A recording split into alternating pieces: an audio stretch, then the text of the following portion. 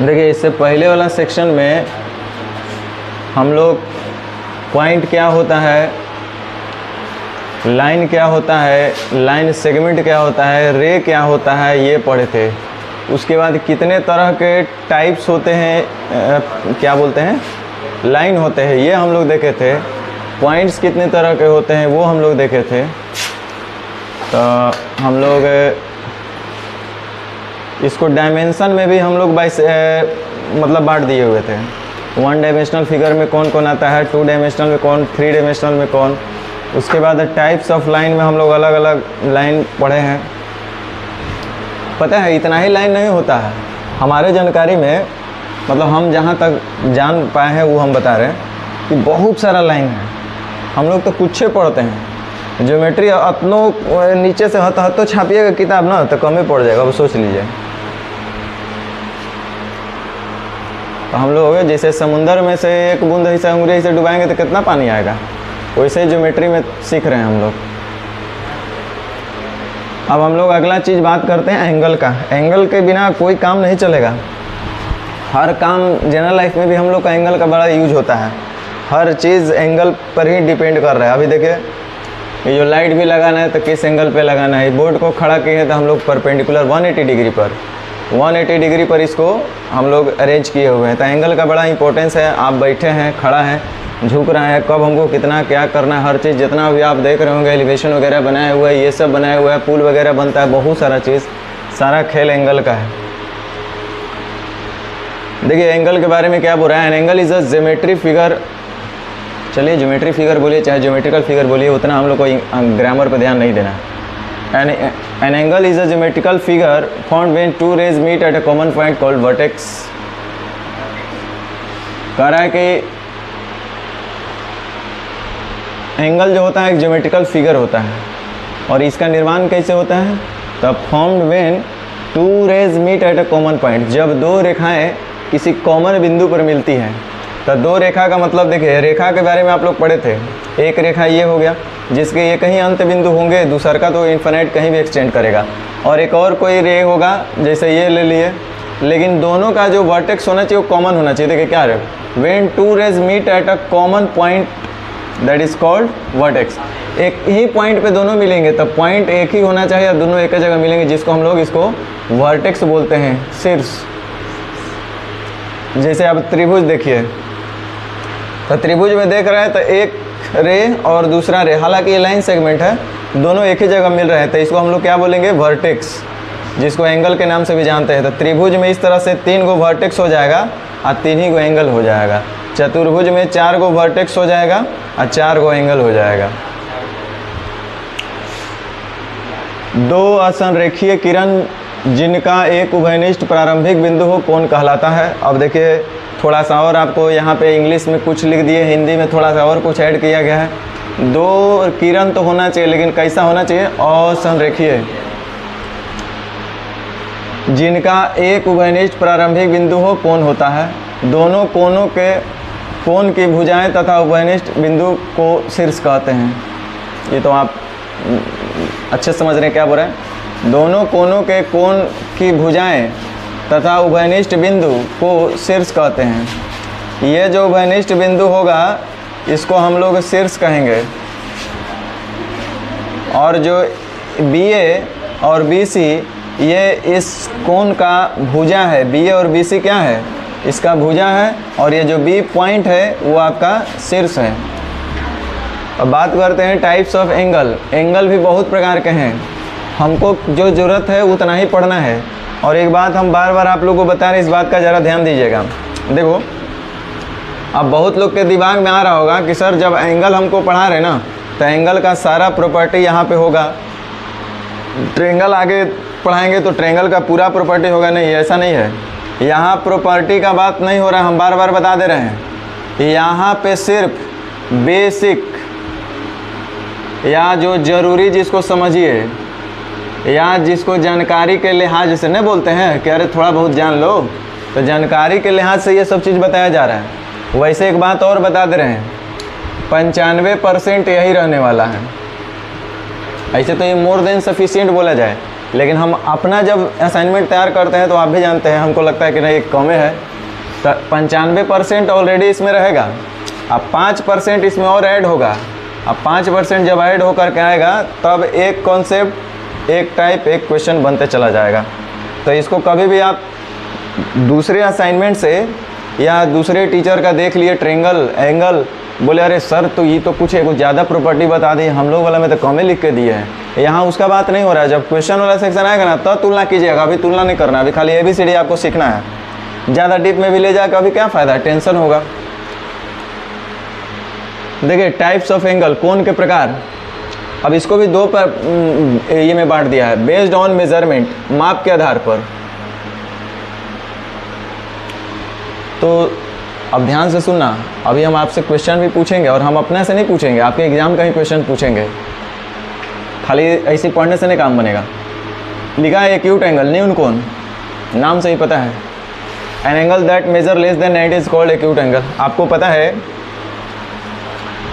पता है कि सबसे पहले ये 90 डिग्री बना और 90 डिग्री को थोड़ा सा ऐसे झुका देंगे, मतलब 90 डिग्री से थोड़ा सा भी अगर झुक जाएगा तो ये acute angle, less than 90 degree. मतलब इसका रेंज की अगर हम बात करेंगे, देखो अभी सब नहीं बताए हैं क्योंकि मेनली रेंज का बात हम लोग को ट्रिग्नोमेट्री में करना है, तो वहाँ बहुत और डिटेल में जाना पड़ेगा इसका। तो रेंज ऑफ एंगल की बात करेंगे एक्यूट एंगल के लिए पार्टिकुलरली, तो पता चलेगा कि थीटा जो होना चाहिए कि 0 डिग्री से ज़्यादा और 90 से कम। तो थीटा जब भी लाइज करेगा, ये थीटा है, ये क्यू लिखा है तो छोड़ दीजिए, क्यू है मान लीजिए एंगल है, क्या दिक्कत है। तो ये जो है हमेशा 0 डिग्री से बड़ा होना चाहिए, 90 से कम होना चाहिए। 0 डिग्री से बड़ा कहाँ है भैया, 0 डिग्री अगर हो जाएगा तो स्ट्रेट लाइन बन जाएगा, तो फिर इसको एक्यूट एंगल नहीं बोल सकते हैं। तो 0 डिग्री से बड़ा होगा और 90 डिग्री से छोटा होगा। तो थीटा जब भी लाई आपका करेगा तो देखिए 0 से बड़ा हो रहा है और 90 से छोटा हो रहा है, तो कोण BAC एक न्यून कोण होगा। तो न्यून कोण आप लोग भी जानते हैं, बचपन से हम लोग पढ़ते आए हैं। अब एक बात जो बिल्कुल आज फर्स्ट टाइम पढ़ रहे हैं उसके लिए, आपको पता है ये क्लास 6 में पढ़ना है। आपको विश्वास नहीं होगा, किताब पलट के देख लेना, जितना भी आप मीडियन पढ़ते हैं, कौन समद्विभाजक पढ़ रहे हैं, जो आज सुनने में बहुत अजीबोगरीब लग रहा है, ये आपको क्लास 6 में पढ़ाया गया था। क्लास 6 बोल रहे हैं, 8, 9, 10 तो दूर की बात है, 6 का किताब पलटना मिलेगा। देखो जैसे यहाँ पे हम एक बात कर दे रहे हैं, ABC एक त्रिभुज दे दिया, इसमें 3 गो कोण आपको दिख रहा होगा, 2 रे मिल करके कोण बनाता है, 2 रे मिल करके कोण बनाता है, 2 रे मिल कर एक कोण बनाता है, 3 कोण बना। अगर हमको ये 60 डिग्री है, ये 40, 60, 40, 100 तो ये होगा 80। अब ज़रा देखिए, मान लीजिए कि हमको लिखना है कि एंगल A कितना है भैया, तो 60 डिग्री। तो A कैसे पता चला, इसको बोलचाल की भाषा में देखिए कैसे लिख सकते हैं, BAC ऐसे। C और B के बीच में, C और B भुजा के बीच में कौन सा पड़ रहा है एंगल, A। ये देखिए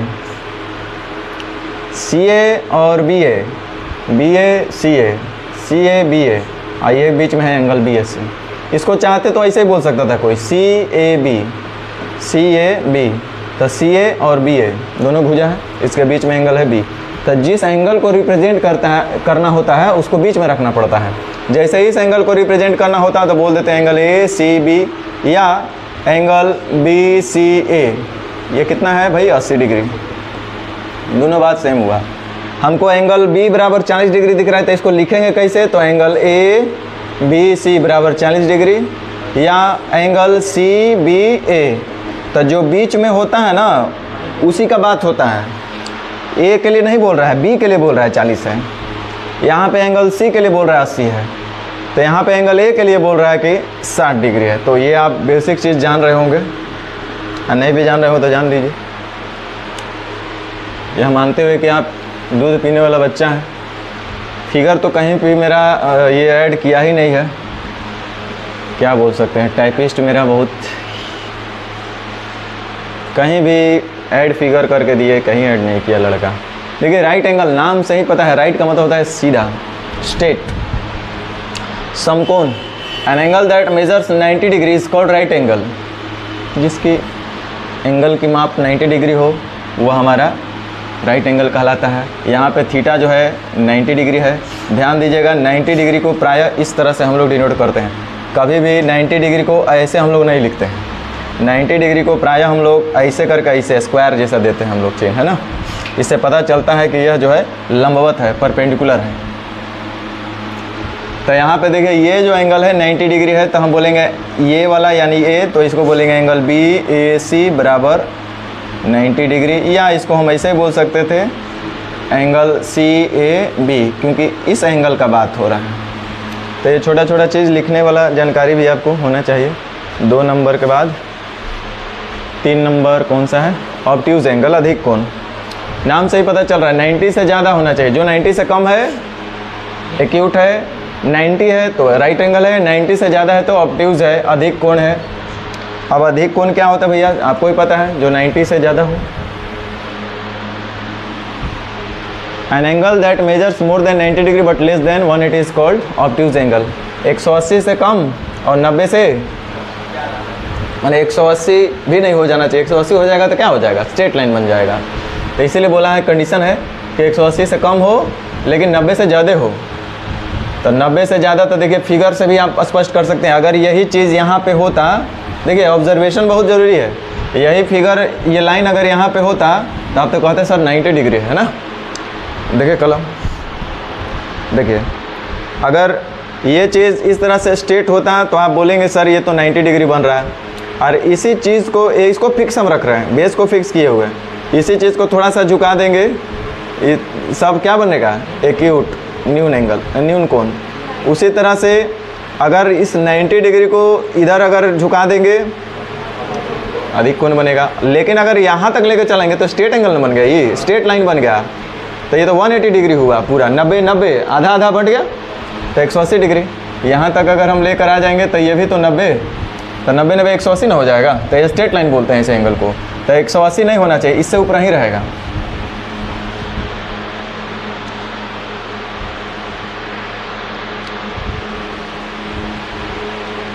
अगला है स्ट्रेट लाइन। बहुत इस पर क्वेश्चन बनता है, खूब आता है क्वेश्चन। डायरेक्टली नहीं बोलता है कि आप बता दो एग्जाम में कि स्ट्रेट लाइन का एंगल कितना होता है, ऐसे नहीं पूछता है।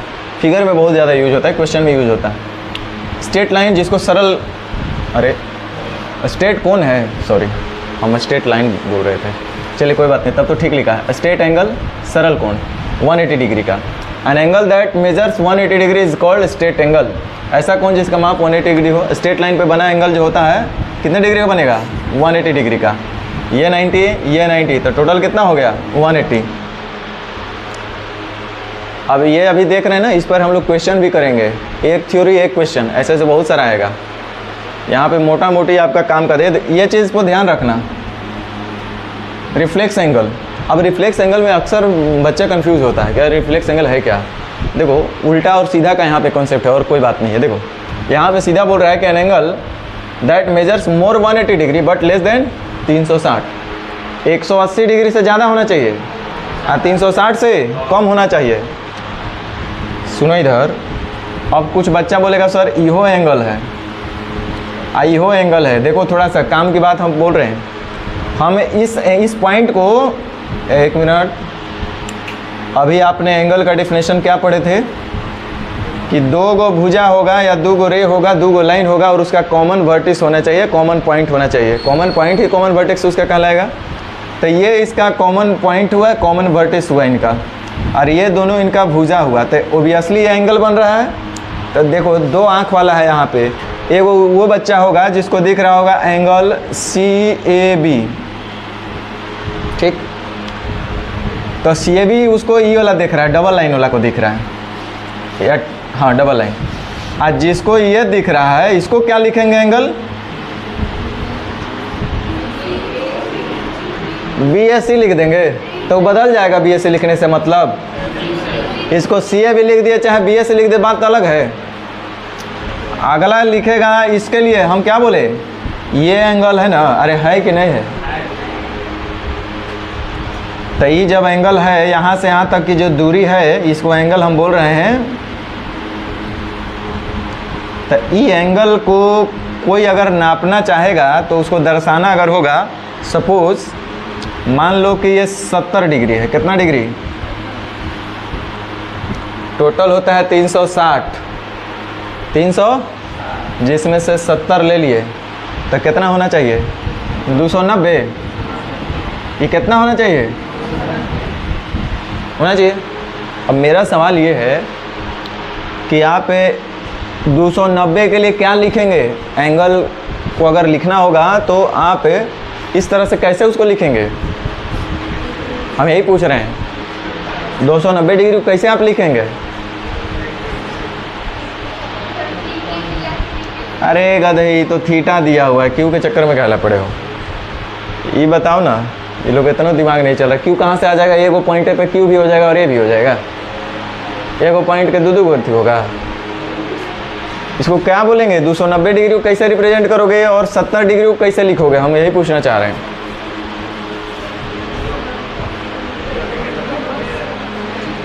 देखो हम बता रहे हैं, हो गया, दिमाग लगा लिया लोग ना। देखो CAB बराबर 290 डिग्री है ना, और एंगल CAB भी है 70 डिग्री, दोनों ही CAB है। फर्क उतनी बात का है कि अब आपसे पूछा क्या गया है।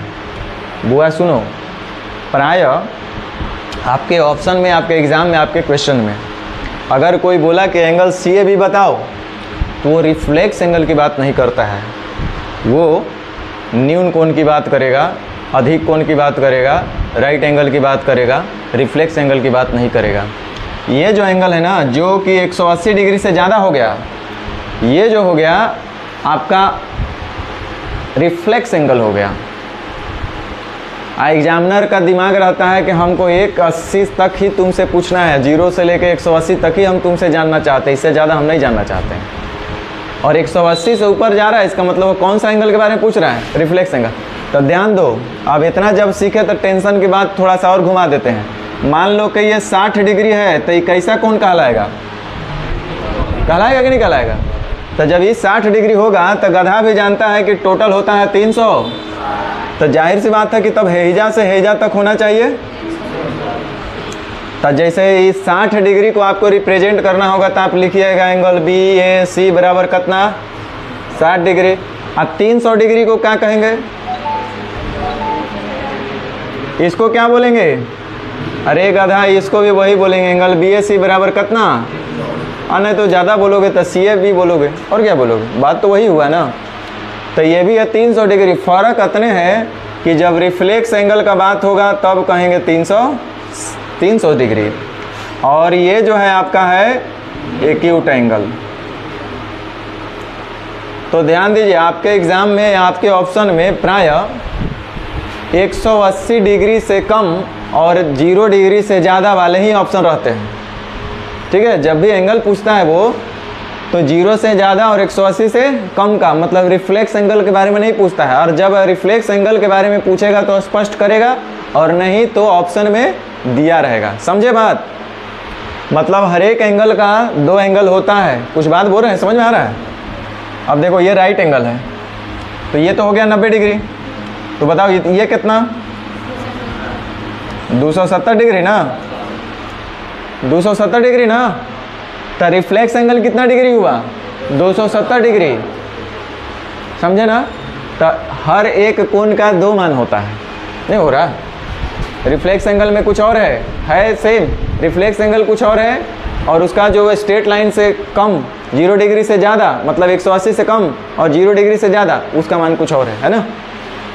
तो इसमें कंफ्यूज मत होना। रिफ्लेक्स एंगल समझ में आया? एक एंगल है 30 डिग्री, तो इसका रिफ्लेक्स एंगल कितना होगा? 300। हाँ, ये जब भी रहेगा 180 से ज़्यादा ही रहेगा, और 360 से कम हो जाए, क्योंकि 360 से तो ज़्यादा जा नहीं सकते हम लोग। और क्या है भैया? हाँ, अब बेस्ड ऑन प्रॉपर्टीज, अभी हम लोग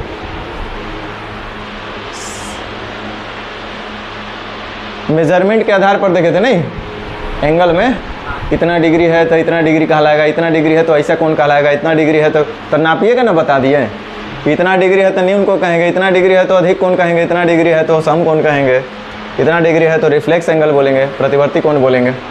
अब बेस्ड ऑन प्रॉपर्टीज, गुण के आधार पर भी एंगल को अलग अलग डिवाइड किया गया है। जैसे देखो कॉम्प्लीमेंट्री एंगल, इससे डायरेक्ट क्वेश्चन आता है। अभी इससे भी एक आध क्वेश्चन हम आपसे पूछ लेंगे, नहीं भी पूछेंगे तो सब कराएंगे।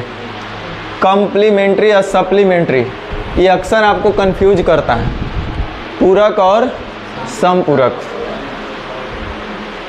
देखो हम तो नहीं कंफ्यूज होते हैं, क्योंकि देखो कभी कभी याद करने के लिए भी कुछ कुछ चीज़ दिमाग में रखना पड़ता है, जैसे कॉम्प्लीमेंट्री और सप्लीमेंट्री। तो सप्लीमेंट्री में मेरे दिमाग में हमेशा पता चलता है 100 प्लस, सप्लीमेंट्री पढ़ते हैं वर्ड ना तो मेरे दिमाग में आ जाता है 100 प्लस, मतलब ये लिखल नहीं है 100 प्लस, लेकिन ऐसा लग रहा है कि कहीं ना कहीं इसमें 100 प्लस छुपा हुआ है। 100 प्लस सप्लीमेंट्री माने 100 से ज़्यादा, और कॉम्प्लीमेंट्री में 100 तो लग नहीं रहा है, वो 90 होता है। तो यहाँ पे आप बता रहे हैं, देखो इफ़ सम ऑफ 2 और मोर एंगल यूजुअली 2, इस बात को बहुत डिटेल में लिखे हैं, आप लोग तोता जी से खाली रट लीजिएगा कि 2 एंगल का सम अगर 90 है दैट इज़ कॉल्ड कॉम्प्लीमेंट्री, तो आप कभी कभी गलती कर बैठिएगा। अगर 2 एंगल का सम अगर कॉम्प्लीमेंट्री होना चाहिए तो हम बोले कि ये है अल्फ़ा, ये है बीटा, और ये 90 डिग्री हो रहा है, मान लीजिए ये 40 हो रहा है और ये 50 हो रहा है सपोज़, तो क्या ये कॉम्प्लीमेंट्री नहीं है? अगर 2 एंगल का सम अगर 90 डिग्री हो रहा है तो वो कॉम्प्लीमेंट्री आपस में कहलाएंगे। लेकिन अगर एगो इसी में होता है ऐसा, एगो 40 के बदले हम लिख देते हैं 10, इधर लिख दिए 30, तो क्या ये कॉम्प्लीमेंट्री नहीं कहलाएंगे? कहलाएंगे बुआ। तो कहने का मतलब ये है कि इफ़ सम ऑफ 2 और मोर एंगल, यूजुअली 2, प्रायः 2 ही को हम लोग लेते हैं, लेकिन ये कोई ज़रूरी नहीं कि 2 को होना चाहिए, 2 से भी ज़्यादा हो सकता है। इफ़ सम ऑफ 2 और मोर एंगल यूजुअली 2, प्रायः 2 का ही लेते हैं हम लोग, इज़ 90 डिग्री, यदि 2 कोनों का योग 90 डिग्री है तो हम ऐसे एंगल को क्या बोलेंगे? कॉम्प्लीमेंट्री। जैसे हम और आप जोड़ करके अगर 90 हो गए तो हम आप क्या कहलाएंगे? कॉम्प्लीमेंट्री। समझे?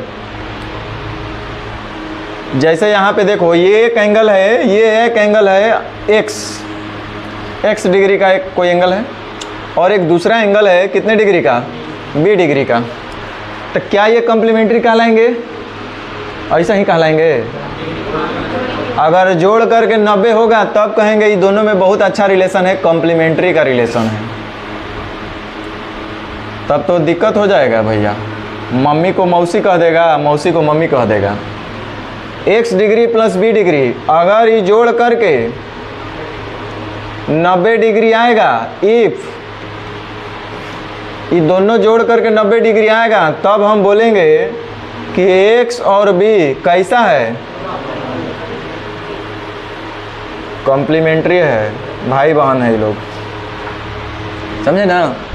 तो 2 एंगल का सम यदि 90 डिग्री होता है तो वैसे 2 एंगलों को हम लोग कॉम्प्लीमेंट्री एंगल बोलते हैं। पूरक कोण हिंदी में बोलते हैं, हिंदी लिखा हुआ है ना? हाँ लिखा हुआ है, पूरक कोण, पूरक। और समपूरक 100 प्लस 180 डिग्री, ठीक इसका डबल। ये 90 होगा तो उसका वो डबल हो जाएगा, 100 प्लस समपूरक। यह देखिए सप्लीमेंट्री एंगल, समपूरक कोण, इसमें क्या होना चाहिए? सम ऑफ 2 और मोर एंगल, यूजुअली 2 से ज़्यादा भी हो सकता है, बट प्रायः 2 का ही हम लोग लेते हैं। अगर किसी भी 2 एंगल का सम अगर 180 डिग्री होता है तो ये ऐसे एंगल को क्या बोलते हैं? Supplementary 100 plus. जैसे देखो एंगल x और एंगल b का सम करने पर कितना आ रहा है? 180 डिग्री। तो x और b में कैसा रिलेशन? सप्लीमेंट्री का। तब हम कहेंगे यहाँ x और b समपूरक कोण हैं। अगर x और b जोड़ करके 90 आते तो इनका रिलेशन क्या कहलाता? पूरक कोण का, कि आपस में ये पूरक कोण है। अगर 90 डिग्री जोड़ करके आएगा तो आपस में ये लोग पूरक कहलाएंगे, और जोड़ कर 180 डिग्री आएगा तो वह दोनों समपूरक कहलाएंगे। इसमें तो कोई रटने वाला बात है नहीं। चलिए, खूब यूज होता है वर्टिकली अपोजिट एंगल, शीर्षाभिमुख कोण। 2 रेखाओं को जब आपस में हम लोग प्रतिच्छेद करेंगे तो उनसे बनने वाले 4 कोण शीर्षाभिमुख कोण कहलाएंगे। जैसे देखो ये है और ये है, आमने सामने का कोण शीर्षाभिमुख कोण कहलाएंगे। जैसे अब 1 मिनट, कोई अपने मर्जी से एक डेटा रख देते हैं, ये रख देते हैं कितना डिग्री? 60 डिग्री। तो ये वो स्ट्रेट लाइन है ना बुआ, सरल रेखा है ना, और सरल रेखा पे जो कोण अभी आप लोग पढ़े थे कितने डिग्री का? 180 डिग्री का ना। तो ये 60, तो यहाँ से यहाँ कितना होना चाहिए? 120 होना चाहिए, क्योंकि ये जोड़ जाड़ के जब भी होगा तो स्ट्रेट लाइन पे 180 डिग्री होगा, तो ये 180 हो गया। अच्छा गौर से देखो, तो यो एगो स्ट्रेट लाइन है, तो यहाँ से यहाँ 120, तो ये कितना? अच्छा गौर से देखो, तो यो स्ट्रेट लाइन है, तो यहाँ से यहाँ 60, तो ये कितना? अब यहाँ से एक बात समझ में आ रहा है कि 60 तो यो 60, ई 20 तो यो 20, एक मतलब शीर्षाभिमुख कोण के आमने सामने के कोण बराबर होते हैं। तो इसी कोण को हम लोग शीर्षाभिमुख कोण बोलते हैं। ये 60 डिग्री तो यो 60 डिग्री, ये 20 डिग्री तो यो 20 डिग्री। तो गलती से कभी भी आप आज के बाद बोल दीजिएगा ये 40 तो यो 40, ये 90 तो यो 90, ऐसा दिख नहीं रहा 90, 9 4 130 और 180 होना चाहिए, तो ये मत देखना रे, ये तो गलती कर दिए। तो जब भी होगा तो ये बराबर होगा आपस में, है ना। ये x डिग्री तो यो, हाँ वो x हो जाएगा, 180 माइनस x हो जाएगा, ये x हो जाएगा, ये y तो यो y, x plus y 80, x plus y 80, इधर भी x प्लस वाई 80, इधर भी x प्लस वाई 80, सब तो स्ट्रेट लाइन बन रहा है। समझ में आया ना शीर्षाभिमुख कोण। 3 नंबर 4 देखो लिखा हुआ है, क्या लिखा हुआ है पढ़ लेते हैं भैया, हिंदी भी थोड़ा ही लोग का। दो रेखाओं के प्रतिच्छेद बिंदु आमने सामने के कोण शीर्षाभिमुख कोण कहलाते हैं। आमने सामने वाला कोण क्या है? शीर्षाभिमुख, शीर्ष के सामने। तो एकर शीर्ष है, ए गधा लोग इधर ध्यान दो, यहाँ मान लो कि एक बिंदु है, होगा ना, बिंदु पे ना मिलेगा ये लोग। अब मान लो इस बिंदु का नाम है O, तो एंगल AOD, AOD का शीर्ष कौन सा कहलाएगा? COC कहलाएगा शीर्ष। अरे गधा इसका शीर्ष है O, और COB का शीर्ष कौन सा है? शीर्ष के अभिमुख माने शीर्ष के सामने। तो एकर शीर्ष के सामने ई पड़ रहा है, एकर शीर्ष के सामने ई पड़ रहा है, तो ये दोनों होगा आपस में बराबर। वैसे ही दोनों के एडजेसेंट आसन कोण। The angle which have a common vertex and common sides are called adjacent angles. Simple size का कंडीशन शर्त समझ लो, जब उनकी एक समान शीर्ष हो, शीर्ष क्या होना चाहिए दोनों के लिए? समान, और एक समान भुजा हो। शीर्ष दोनों का कॉमन होना चाहिए और उनमें उनका एक भुजा भी कॉमन होना चाहिए। जैसे एग्जांपल दे लेते हैं,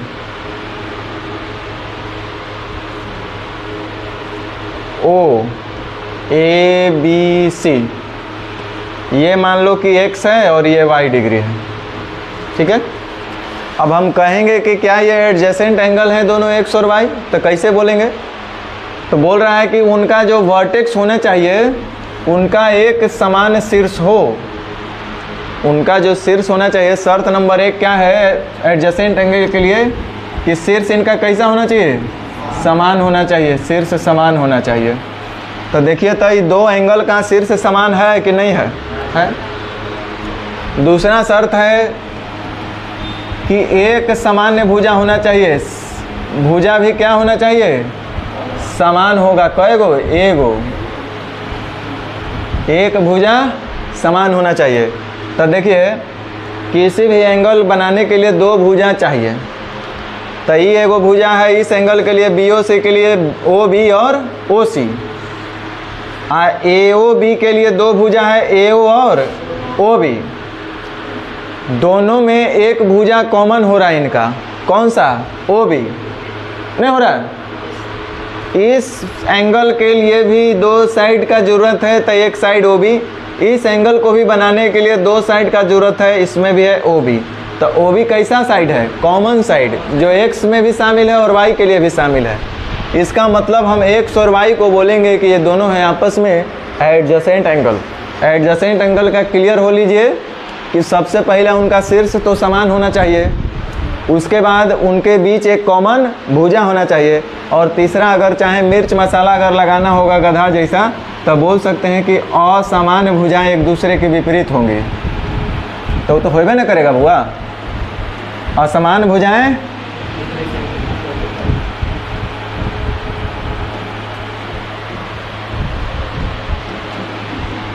तो जो असमान भुजा है, जो कि समान नहीं है, कॉमन नहीं है, तो ये क्या है? विपरीत है, तो रहबे ना करेगा। तो तीन शर्त मान सकते हैं इसके लिए, एडजेसेंट एंगल के लिए। अब जैसे देखो ये जो एक दिख रहा है आपको, और फिर एक साइड यहाँ पे दिख रहा है, तो लिख रहा है कि एंगल सी ओ बी बोले तो ये वाला है ना, एंगल सी ओ बी तो ये वाला ना, एंड एंगल सी ओ ए ये वाला आर कॉल्ड एडजेसेंट, इनको एडजेसेंट कहेंगे। काहे भैया? कह रहा है बिकॉज,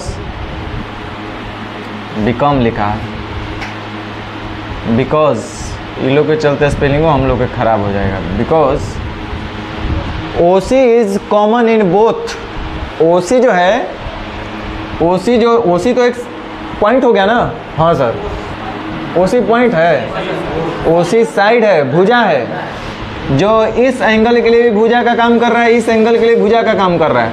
तो कह रहा है कि OC is common in both, OC जो है दोनों में कॉमन हो रहा है, बिल्कुल होना चाहिए। And have a common vertex O, और उनका एक कॉमन वर्टेक्स है जिसको हम लोग बोल रहे हैं ओ। तो दोनों कंडीशन इसमें लग रहा है कि कॉमन वर्टेक्स है और एक साइड दोनों के लिए कॉमन हो रहा है ना, मीडिएटर। तो ऐसे लोगों को हम क्या बोलेंगे? एडजेसेंट।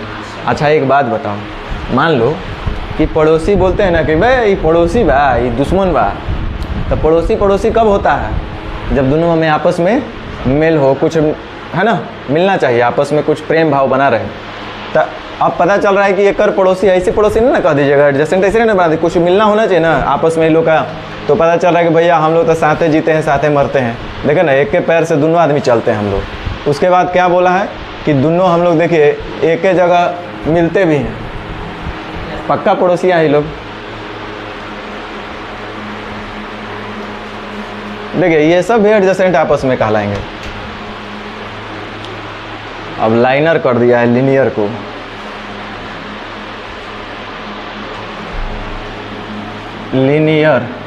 लिनियर पेयर एंगल, रेखीय युग में कौन? रैखिक युग में, रेखीय बोलिए, हाँ रैखिक बोल सकते हैं, हिंदी जो भी हो। लिनियर पेयर इंग्लिश में बोलेंगे, मतलब स्ट्रेट लाइन का एंगल। सरल रेखा बोलिए, सीधी रेखा बोलिए, स्ट्रेट लाइन का एंगल बोलिए, या लिनियर पेयर एंगल बोलिए, सब एक समान मान कर रखिएगा। If sum of all adjacent angle is 180 degree और they are supplements then they form a linear pair. कहने का मतलब है कि कोई एक स्ट्रेट लाइन है बुआ, मान लो कि ये कर दिए एक्स और वाई, तो आपको पता है ना कि स्ट्रेट लाइन का एंगल है, तो एक्स और वाई जब भी होगा तो जोड़ के कितना होगा? 180 डिग्री होगा।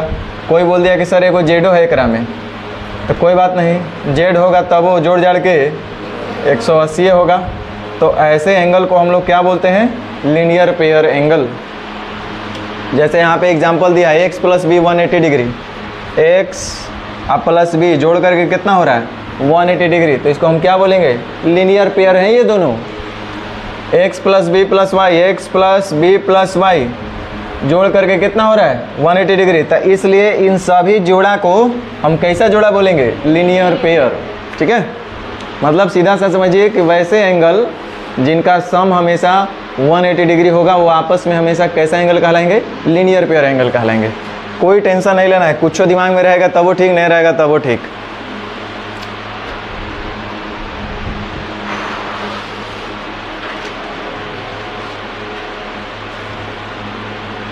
चलिए अब बात करते हैं एंगल बाई सेक्टर लाइन। अगला जो लाइन है आपका कौन सा लाइन है? Angle bisector line. इसके बारे में शायद कभी हवा पानी लिए थे आप लोग, याद आ रहा है? इतना बार नाम लिया जाएगा ना कि पूरा दिमाग में बैठ जाएगा, टेंशन मत लेना। देखो हम भी शुरुआत कभी किए थे ना भाई, तो हमको बड़ा दिक्कत होता था, पता नहीं चलता था, इतना नाम रहता था ना कि भुला जाते थे, इधर दिमाग में रहता उधर उतर जाए, उधर दिमाग में इधर उतर जाता था। तो आपके साथ भी वैसा हो रहा होगा, तो टेंशन नहीं लेना है, सब सीख जाइएगा। एंगल बाई सेक्टर लाइन, नाम से ही पता है, एंगल बाई सेक्टर लाइन। कोण को बाई मतलब दो के लिए, दो भाग में बांटने वाली रेखा, कोण समद्विभाजक रेखा। तो करें angle by sector divided the angle into two angle equally. जो एंगल बाई सेक्टर डिवाइड क्या करता है? एंगल को टू इक्वल पार्ट्स में डिवाइड कर देता है, ये आप जान रहे हैं, नाम से स्पष्ट है। कोण समद्विभाजक रेखा जो है किसी कोण को दो बराबर भागों में बांटता है, बांटती है, जो भी है, हिंदी देख लीजिएगा स्त्रीलिंग पुल्लिंग। अब देखिए कह रहा है कि there are two types of angle bisector line. Angle bisector line भी होता है ना, वो दो तरह का होता है, जाहिर सी बात है भैया, एगो अंदर एगो बाहर। अंदर के कोण को बांटेगा, बाहर के कोण को बांटेगा। बोलेगा सर ये अंदर कोण बाहर कोण कहाँ गया? याद करो एक बार रिफ्लेक्स एंगल पढ़े थे, एक अंदरों में बन रहा था, एक बाहर में बन रहा था। तो अंदर वाला कोण तो आपको दिखाई सब लोग को बचपन से देता है, बाहर वाला नहीं दिखता है। तो there are two types of angle bisector line, internal angle bisector line और एक्सटर्नल एंगल बाइसेक्टर लाइन, आंतरिक और बाह्य। अब जरा देखिए क्या नोट में लिखा हुआ, जरा पढ़ ले। Angle between external angle bisector and internal bisector is 90। बड़ा काम का चीज़ है बुआ, इस पर डायरेक्ट क्वेश्चन आता है। कुछ कुछ जो ज़्यादा ज़रूरी है उसको डाले हैं, और जो बहुत ज़्यादा इंपॉर्टेंट नहीं है या तो उसको नहीं डाले हैं या उसको छुपा के रख दिया गया, क्योंकि सब यहीं पे दे दिया जाएगा तो फिर दिक्कत है ना। External angle bisector, internal angle bisector. देखो बउआ, बात को पहले क्लियर कर लो।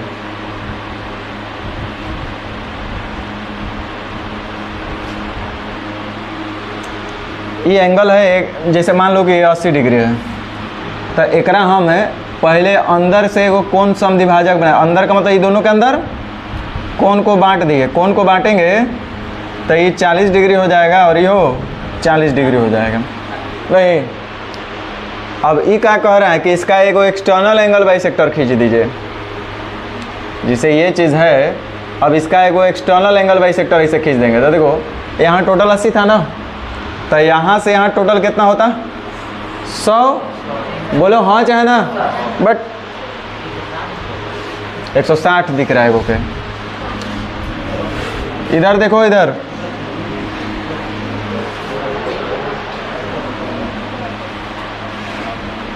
कोई भी एक सरल रेखा है, उसका एक एक्सटर्नल और एक इंटरनल अगर एंगल बाइसेक्ट करेंगे तो क्या रिजल्ट मिलेगा? तो ये को ध्यान दो, हम प्रैक्टिकल डेटा लेकर के देखते हैं।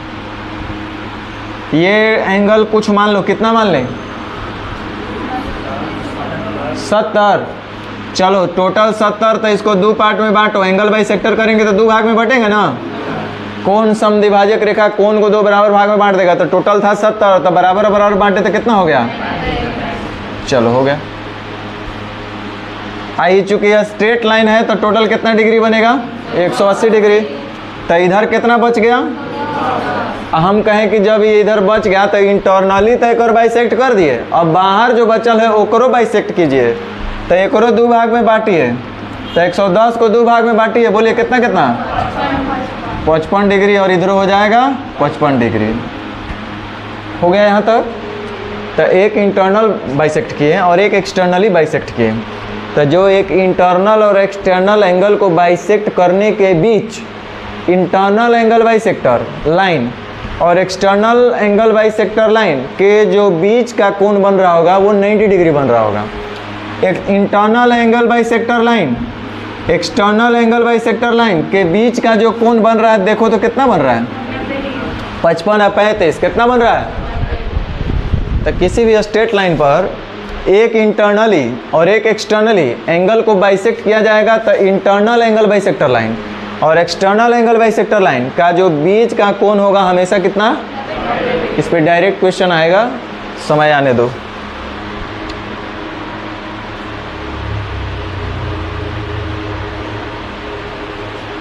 चलिए इसका प्रूफ भी बहुत आसान है, एकदम बुतरू वाला है। देखो ये इधर देख लो,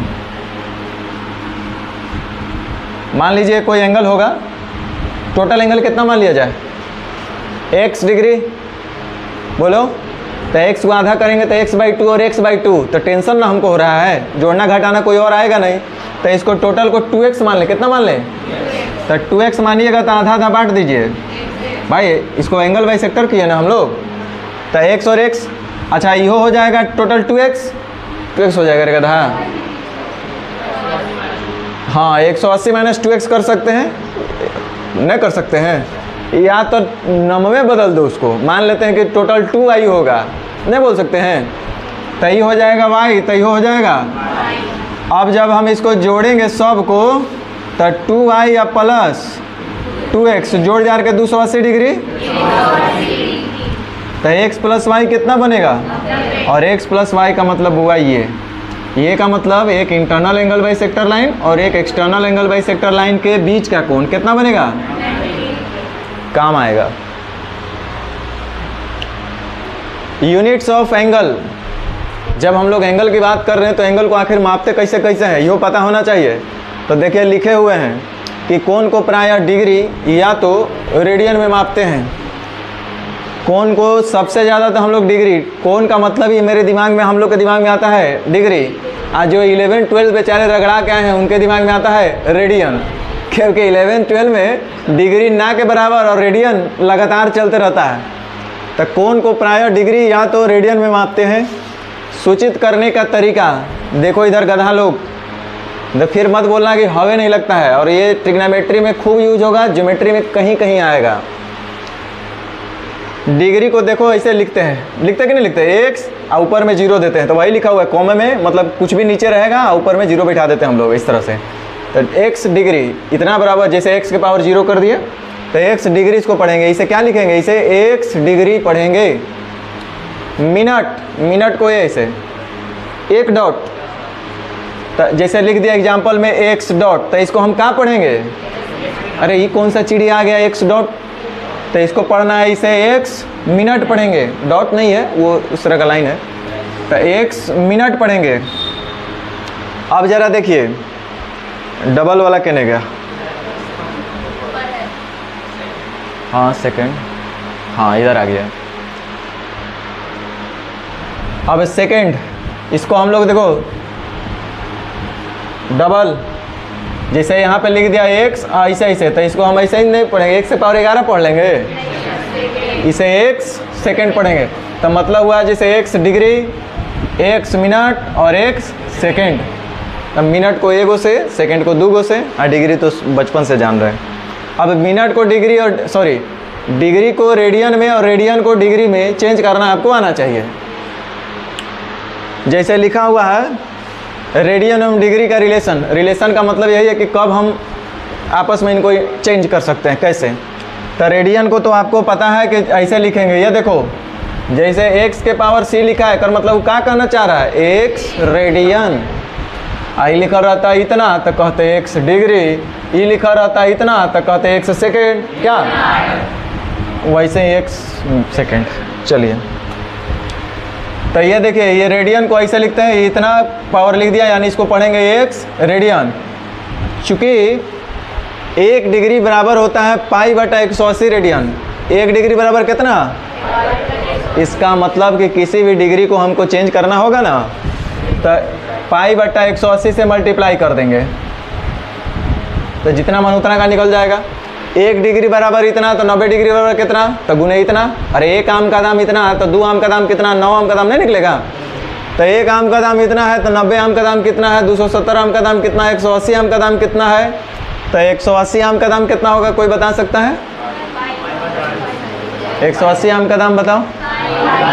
पाई रेडियन, पाई, तो यो कट के वो बात रिजल्ट आ गया। अब देखो पाई रेडियन ही होता है कितना, अभी तो आप बताए थे 1 डिग्री बराबर, अरे गधा लोग, 1 आम का दाम 180 रुपया, तो 2 आम का दाम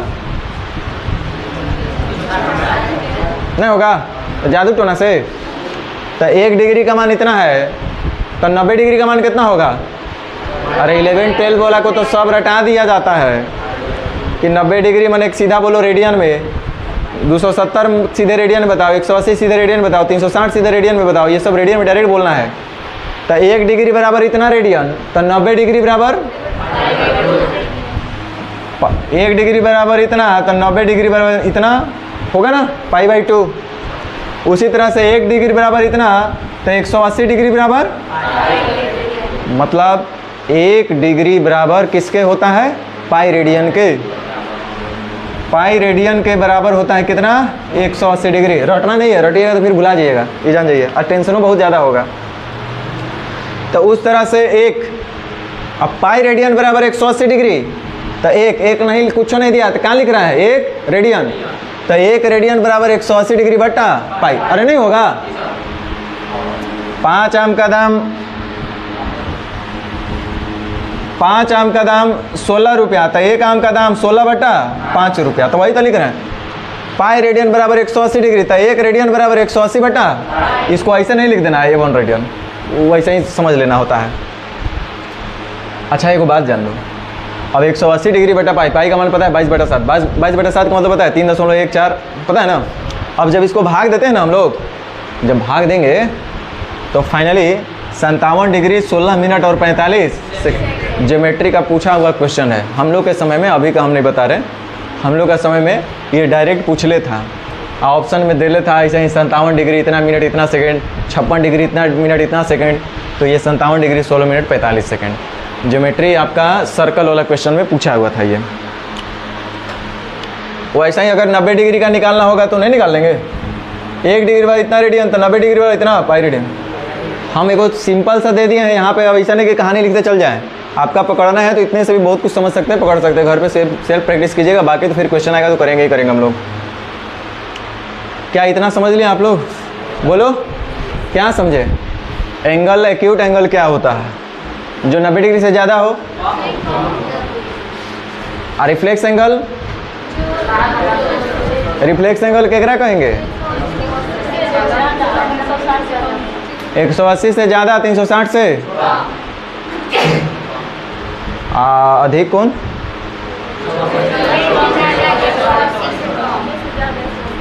अब जरा हम हाथ का पोस्चर बता रहे हैं और बताना कि कौन सा एंगल होगा। हमारा पोस्चर देख के बताओ कि ये कौन सा एंगल हो सकता है। बोलो ये कौन सा एंगल हो सकता है? ये बताओ कौन सा एंगल है, ये बताओ।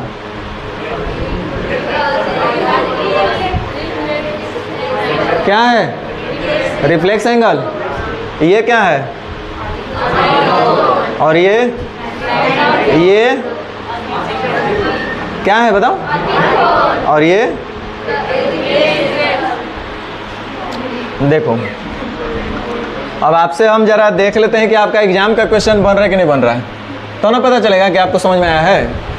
अब कितना समझ में आया है अभी पता चल जाएगा।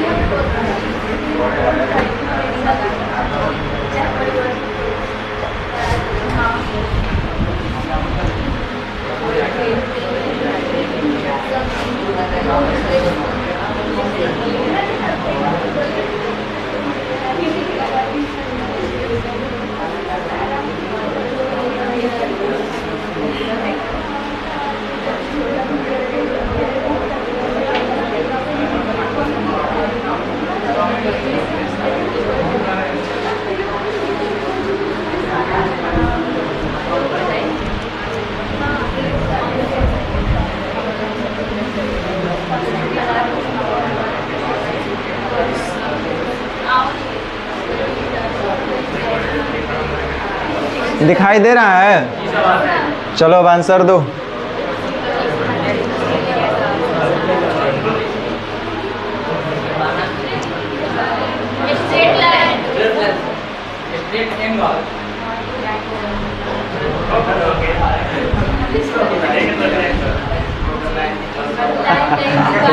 ये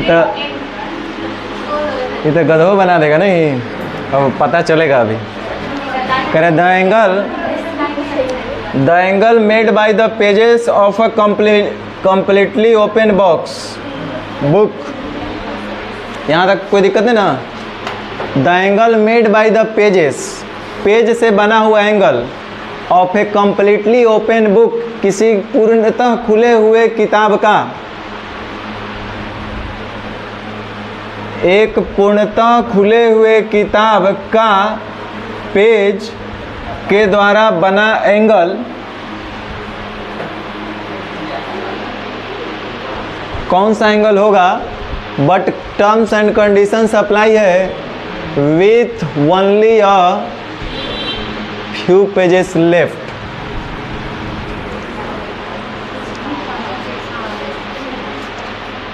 सैद्धांतिक रूप से बता देना है, बेईमानी करके नहीं बताना। एक पूरी तरह से खुली किताब, ये किताब है, ये देखिए किताब है, एक पूरी तरह से खुला किताब कर दिए ना। क्या लग रहा है अभी आपको इसके द्वारा बना एंगल?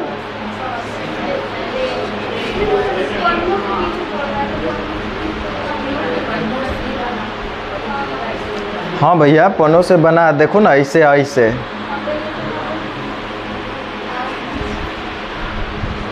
पन्नों से बना कोण, लेकिन कंडीशन है कुछ ही पन्नों के साथ, माने बहुत ज़्यादा पन्ना भी नहीं है।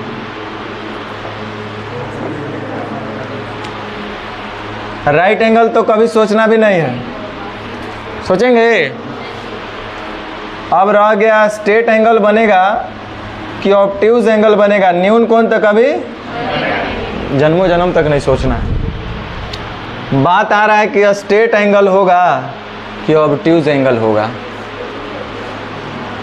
देखो एक बात समझ लो, अगर यह कम पेज का होगा कुछ ही पन्नों के साथ, तो इसका कुछ मतलब है। अगर कुछ ही पन्ना नहीं लिखा रहता तो कुछ उसका और मतलब हो जाता है। पन्ना अगर नहीं बोलता है कि कम है कि ज़्यादा है, तब तो कुछ भी इसमें दोनों में कुछ कंट्रडिक्शन हो जाता। लेकिन लिखने वाला भी कुछ ना कुछ क्लू दिया है आपको। वो कह रहा है कि कुछ ही पन्नों के साथ, मतलब उस पेज में जो है, उस किताब में जो है बहुत कम पेज है, ज़्यादा पेज भी नहीं है। अच्छा, अगर ज़्यादा होता तब क्या होता? देखो जब पेज ज़्यादा होगा ना बुआ, पेज ज़्यादा होगा, जितने ज़्यादा पेज होगा तो देखो ये मोटू होता ना तो ऐसे कुछ होता है नहीं। अब पतला है तो बेचारा और इससे भी सुखल लो, देखो लो, समझ रहे हैं? इस टाइप से आता है। और ये देखिए इधर दिखाई देगा। अब देखिए जितने कम पेज होगा, जितने कम पेज होगा उतने ज़्यादा स्ट्रेट होने का प्रोबेबिलिटी बढ़ते जाएगा। नहीं, जितने पेज की संख्या कम होगा उतनी ज़्यादा स्ट्रेट होते जाएगा। नहीं, एक एक पेज वाले ले लो, एक पेज का एगो कॉपी है तो कैसा एंगल बनेगा? सीधा स्ट्रेट बन जाएगा। नहीं बनेगा। और ज़्यादा जितने पेज बढ़ेगा उतने ज़्यादा ऐसे ऐसे होते चल जाएगा। तो ऐसे ऐसे होते जाने का मतलब है कि अधिक कोण बनते चला जाएगा। नहीं बनेगा। तो यहाँ पे क्वेश्चन में लिखा है कि कुछ ही पन्नों के साथ, तो कुछ पन्नों के साथ अगर लेंगे तो हम लोग कौन सा एंगल लगाएंगे? स्ट्रेट लाइन बनेगा रे कदा। हाँ, तुम्हारा दिमाग काम कर रहा है, स्ट्रेट लाइन बनेगा। स्ट्रेट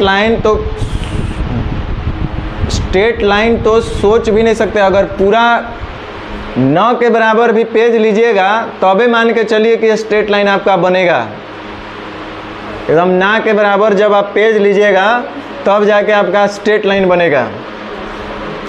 थोड़ा बहुत भी पेज होगा तो वो अधिक कोण बनेगा। देखो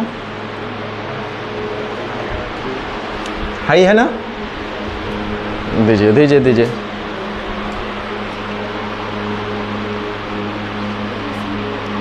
कुछ ऐसे, अरे बाप,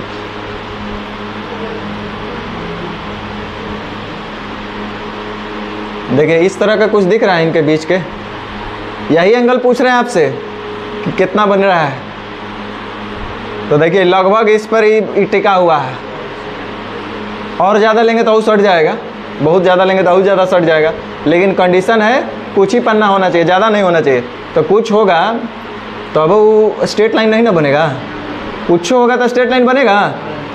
और स्ट्रेट लाइन बनने के लिए बिल्कुल सीधा होना चाहिए। एक पेज लीजिएगा तबे वो स्ट्रेट लाइन बनेगा, समझे? 10-20 को पेज लेना शुरू कीजिएगा ना तो ज़रूर कुछ ना कुछ डिग्री कम हो जाएगा। तो कुछ डिग्री कम होगा तो उसके लिए दिया हुआ है ना अधिक कोण, कि नहीं दिया हुआ है? बात समझ रहे हैं कि नहीं समझ रहे? नहीं समझ रहे तो कह दीजिए। एक पेज लीजिए तब वो जाकर स्ट्रेट होगा।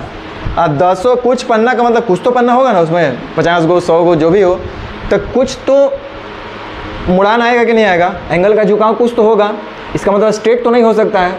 और स्ट्रेट जब नहीं होगा तो स्ट्रेट लाइन नहीं बनेगा, अधिक कोण बनेगा। न्यून कोण सोच नहीं सकते, स्ट्रेट राइट एंगल सोच नहीं सकते हैं। तो कैसा एंगल यहाँ बनेगा? अधिक कोण। हमको पता था कि आप लोग लगाइएगा स्ट्रेट लाइन। आपका अभी भी आत्मा गवाही नहीं दे रहा आप लोग को कि सर स्ट्रेट लाइन बनना चाहिए था। अरे कुछ ही पन्नों के साथ बने, कुछ पन्ना है उसमें, अगर पन्ना बिल्कुल नहीं होता तभी जाके वो स्ट्रेट बनता।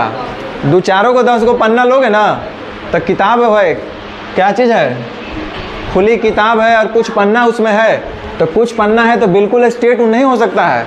कुछ भी पन्ना होगा, देखो अब इसमें मान लो कुछ पन्ना है, कुछ पन्ना मतलब जितना ही पन्ना है छोड़ दो, कुछ तो देख रहे हैं ना, ये कुछ तो उठ रहा है ना।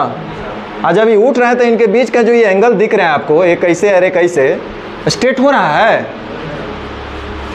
देखो स्ट्रेट हो रहा है, एक ऐसे और एक ऐसे। ये एक पेज होता है, 2 पेज होता है तो भले कहते कि हाँ स्ट्रेट होने का प्रोबेबिलिटी ज़्यादा है, थोड़ा बहुत भी पन्ना होगा तो देखिए वो ऐसे ऐसे। अब इनके बीच जो कोण बन रहा है, स्ट्रेट लाइन का कोण बन रहा है, नहीं बन रहा है। और इसीलिए आपके फर्स्ट ऑप्शन में ही दिया हुआ है। ये पता है, ये तो बहुत लोग मार भी सकता है, मारने वाला यूँ मार सकता है, लेकिन ये तो छोड़ेगा नहीं कम से कम। तो एक जगह तो आप फेल हो गए।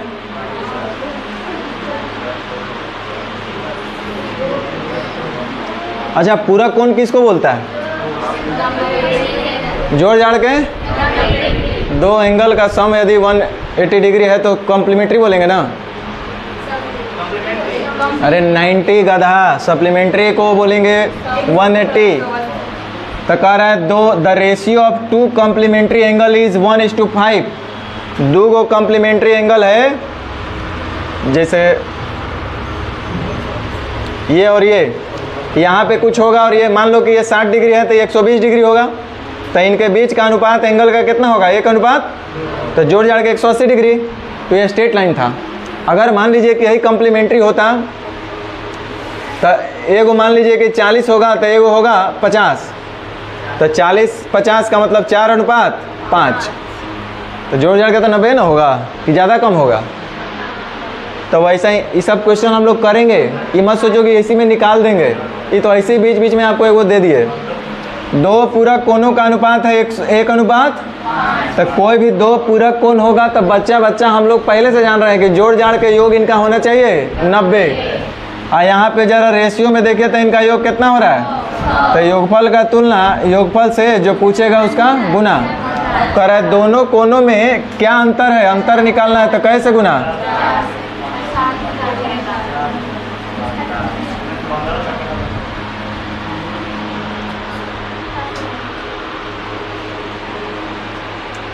तो अब आप लोग बना दीजिएगा, तो देखते हैं कौन पहले इसका आंसर देता है, बताओ तो। CHSL 2022, इतना लेट?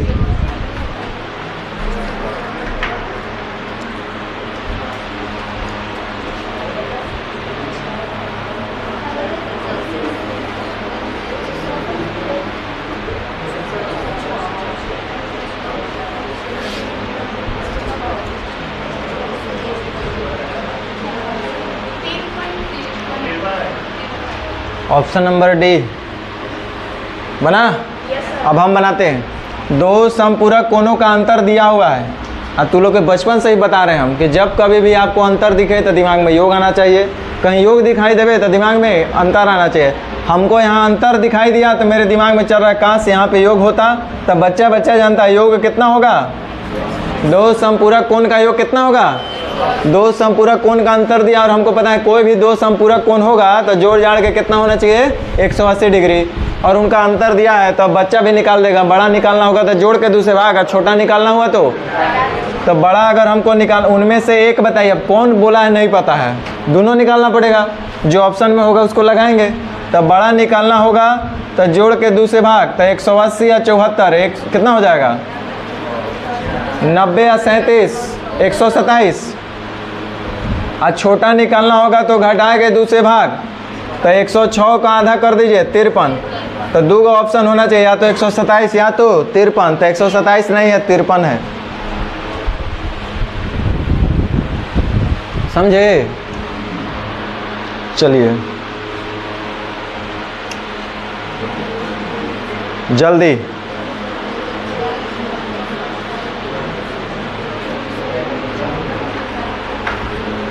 एक समान के भी बना सकते हैं, अभी कहला माथा दर्द कीजिएगा।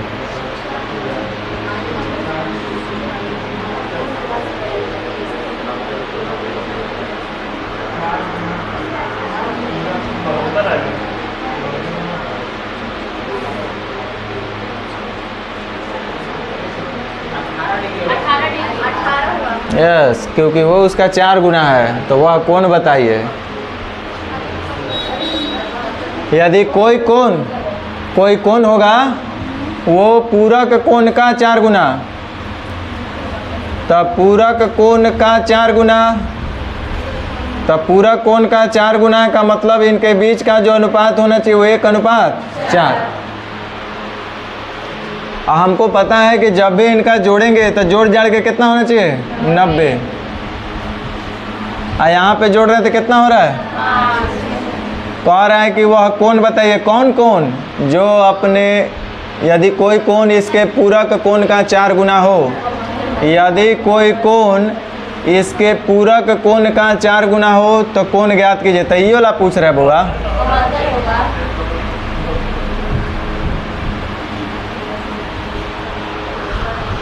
पूरक कोण का 4 गुना है वो।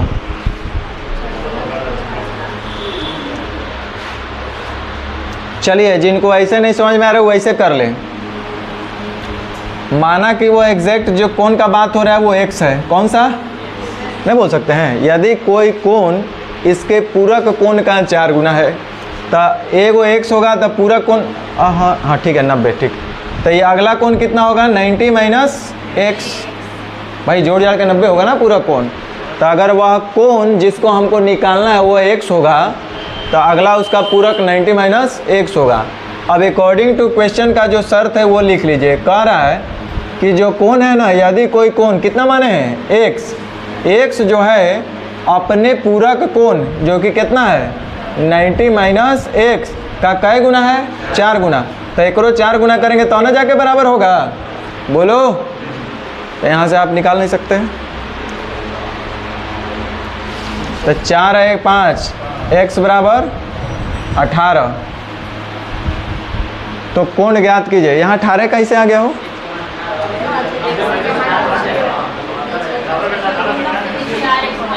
हाँ ठीक है, ठीक है।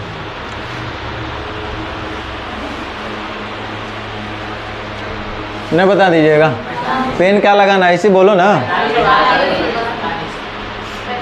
पूरक में 1:45 तो जोड़ जाड़ के 90, तो अगला कितना होगा?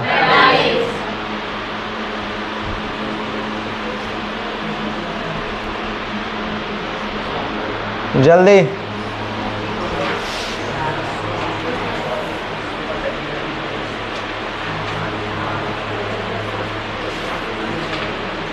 सौ 11, 80 में से 10 जाएगा 69, 3 5 15 आ रहा है क्या?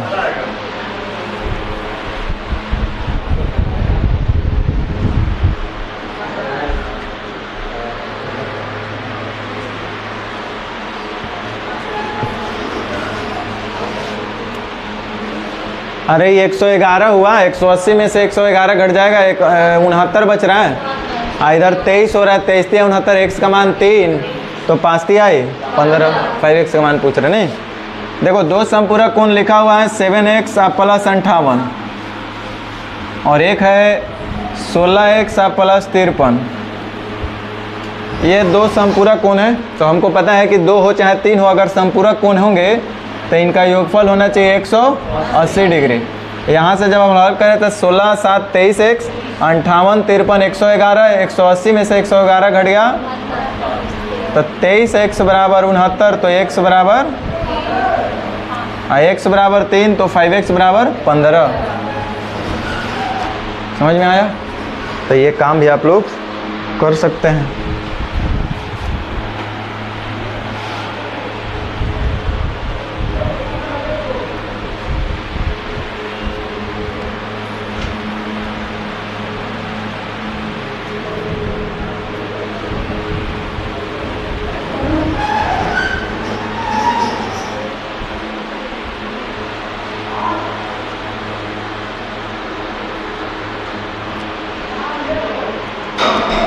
क्या करें, आगे बढ़े ना।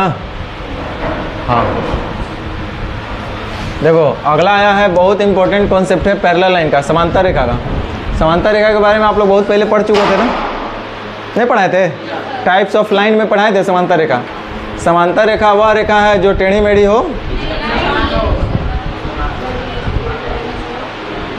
देखो parallel lines are two lines that are always the same distance apart and never touch, they don't intersect each other. Touch का spelling, and they don't intersect each other. सही बात है, जब इंटरसेक्ट कर जाएंगे तो पैरेलल कैसे कहलाएंगे? बताए थे आप लोग को कि दो समांतर रेखा वैसी रेखाएं होती हैं जिनके बीच का हर एक पॉइंट पर परपेंडिकुलर डिस्टेंस सेम हो। परपेंडिकुलर डिस्टेंस कैसा होना चाहिए? सेम होना चाहिए हर एक दूरी पर। जैसे रेलवे ट्रैक का एग्जांपल में आपको बताए थे, हम बताए थे ना, सीढ़ी, तो ये सब जो है समांतर रेखाओं का एग्जांपल था। अब यहाँ एक बात ध्यान देना, बार बार हम हिंट कर रहे हैं कि दूरी का मतलब जब भी मैथ में बात होगा तो फिजिक्स में मत जाना। मैथ में दूरी का मतलब फिक्स है। दूरी का जब भी बात करेंगे तो लंबवत दूरी का बात करेंगे, मतलब हाइट की बात करेंगे, परपेंडिकुलर डिस्टेंस की बात करेंगे। यहाँ दूरी का मतलब लंबवत दूरी से। बोलेगा अच्छा लंबवत दूरी कहाँ है हम बोल रहे हैं? बोलेगा सर हर जगह दूरी सेम होना चाहिए। बोले तो एक काम करते हैं, हेजा से हेजा देख लेते हैं दूरियाँ, वो चलेगा? नहीं, कैसा होना चाहिए? लंबवत, यानी कि परपेंडिकुलर डिस्टेंस हर एक पॉइंट पे सेम होना चाहिए, है ना। तो यहाँ दूरी का मतलब लंबवत दूरी से है और कभी भी एक दूसरे को स्पर्श नहीं करती है तथा साथ ही साथ वह एक दूसरे को कहीं भी प्रतिच्छेदित नहीं करेगी, है ना। हम आपसे क्वेश्चन पूछे थे और फिर से पूछ रहे हैं कि दो रेखाएं, एक प्लेन में दो रेखाएं हैं, तो क्या ये कभी एक दूसरे को प्रतिच्छेद करेंगी? दो रेखाएं एक दूसरे को प्रतिच्छेद करेंगी, लेकिन दो समतल रेखाएं एक दूसरे को दो समांतर रेखाएं एक दूसरे को प्रतिच्छेद करेंगी? नहीं करेंगे। तो क्वेश्चन के भाषा में समझ लेना। कोई अगर बोला कि अच्छा बता दो कि क्या दो रेखा अगर समतल पर है तो कभी एक दूसरे को इंटरसेक्ट करेगा क्या? तो बोलेंगे हाँ करेगा। प्लेन में इन्फिनाइट एक्सटेंड कर सकते हैं चारों तरफ, और जैसे जैसे आगे बढ़ेगा कहीं ना कहीं तो वो इंटरसेक्ट करेगा एक दूसरे को। लेकिन यदि वह पैरेलल लाइन होंगे तब जाके कितना भी प्लेन को एक्सटेंड कर दो, प्लेन में उनको एक्सटेंड कर दो, वो इंटरसेक्ट नहीं करेंगे। तो पैरेलल लाइन कभी भी एक दूसरे को इंटरसेक्ट नहीं करती है। सारा थेल्स एकरे में है, mid point theorem, Thales theorem, similarity, congruency, this that, Stewart, मीवर्ट, सब यहीं पे देखना है हम लोग को।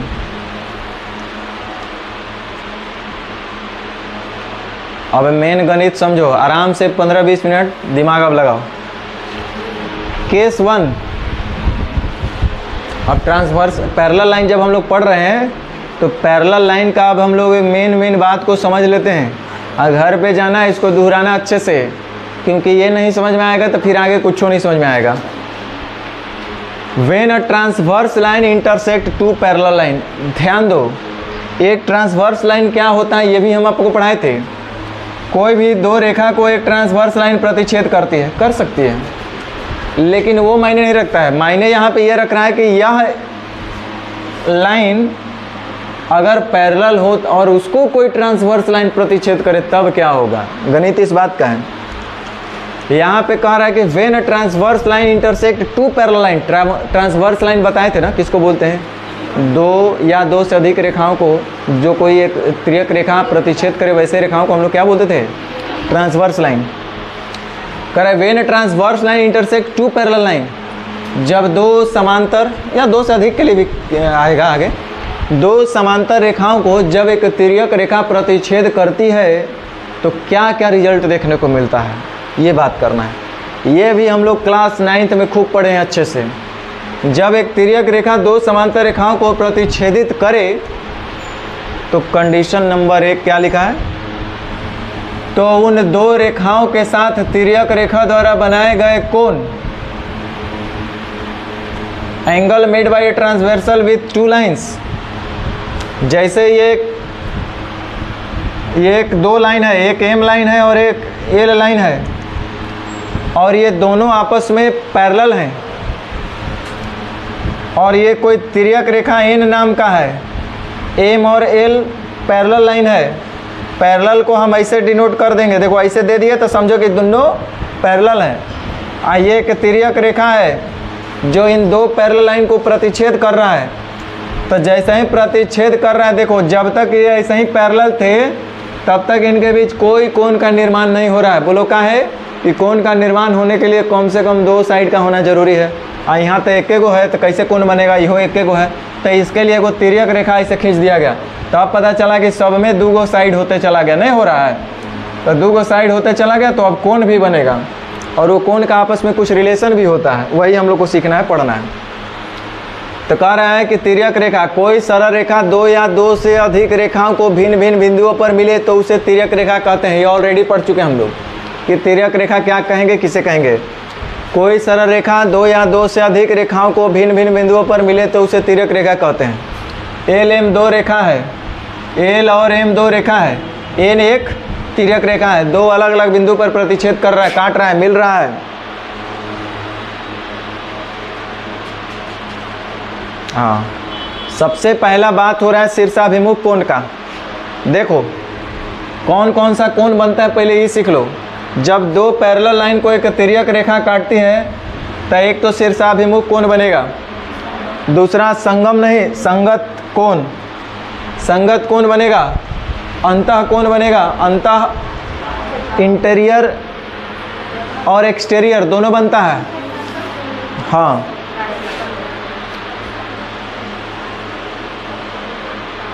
ये देखिए अल्टरनेट इंटीरियर और अल्टरनेट एक्सटीरियर, ठीक है। चलिए अब सबको एक एक करके हम लोग समझते चल रहे हैं। देखो अभी तक इनके बीच कोई एंगल नहीं बन रहा है। ये 2 हम रेखा ले लेते हैं, ये ए है और ये बी है, चाहे एम और एन रखो। एम और एन 2 रेखा है और ये दोनों रेखाएं कैसी हैं, पैरेलल, समांतर, समांतर रेखा, आप समझ रहे हैं। इसको अभी तक देख रहे हैं, कोई एंगल बन रहा है क्या, कोई एंगल नहीं। अब यहाँ से एक तिर्यक रेखा डाल दिए, एम एन और एल कर दो, एक तिर्यक रेखा खींच दिए। तो अब देखो थोड़ा सा खाली एम और एल रेखा को ऑब्जर्व करोगे तो इस तरह का तुमको दिख रहा होगा, दिख रहा है कि नहीं दिख रहा है। तो इस तरह के रेखा के बारे में थोड़ा देर पहले ही पढ़े थे, कैसा कुछ ध्यान आ रहा है, शीर्षाभिमुख कोण। तो शीर्षाभिमुख कोण का मतलब हम पहले आपको डेटा लेकर के ही चलेंगे। बोलो इसको कुछ मान लो, जल्दी जल्दी बोलो। 40 डिग्री, तो ये कितना होगा, जल्दी बोलो। 140, ये कितना हो जाएगा, ये कितना हो जाएगा, यहाँ तक ठीक है, ठीक है ना भाई। दूसरा बात पता है, 40 और 40, 140 140 ये शीर्षाभिमुख कोण कहलाए। ये 40 तो ये हो 40, सामने सामने के कोण को शीर्षाभिमुख कोण कहलाते हैं, ये बराबर होता है, तो जान रहे हैं आप। तो ये शीर्षाभिमुख कोण हुए। तो शीर्षाभिमुख कोण कौन, अच्छा 1 2 3 से दिया हुआ है। चलिए हम भी नंबरिंग कर देते हैं, 1 2 3 4 और 5 6, ये हो गया 5 6 7 8, ठीक है। अब देखिए ये तो शीर्षाभिमुख कोण हो गए, कौन कौन से कोण, 1 और 3, 1 और 3 शीर्षाभिमुख कोण है कि नहीं है, आमने सामने के कोण। तो शीर्षाभिमुख कोण कौन कहलाते हैं, आमने सामने वाले कोण। तो 1 और 3 आपस में कौन चीज़ है, बराबर। तो 1 और 3 शीर्षाभिमुख कोण आपस में बराबर। और कौन शीर्षाभिमुख कोण दिख रहे हैं, 2 और 4, तो 2 और 4 ये आपस में बराबर। ये हो गया, इधर देखोगे तो 5 और, तो ये आपस में, हाँ ठीक है, 5 और 7 ये आपस में बराबर, 6 और 8 ये आपस में बराबर होंगे। शीर्षाभिमुख कोण आपस में बराबर होते हैं। आमने सामने कोण को शीर्षाभिमुख कोण कहलाते हैं। जब 2 रेखाएं एक दूसरे को प्रतिच्छेद करें तो आमने सामने के कोण को शीर्षाभिमुख कोण कहते हैं। ये आप देख लिए। अब जरा एक चीज़ और गौर करो, अगला क्या दिया है, संगत कोण।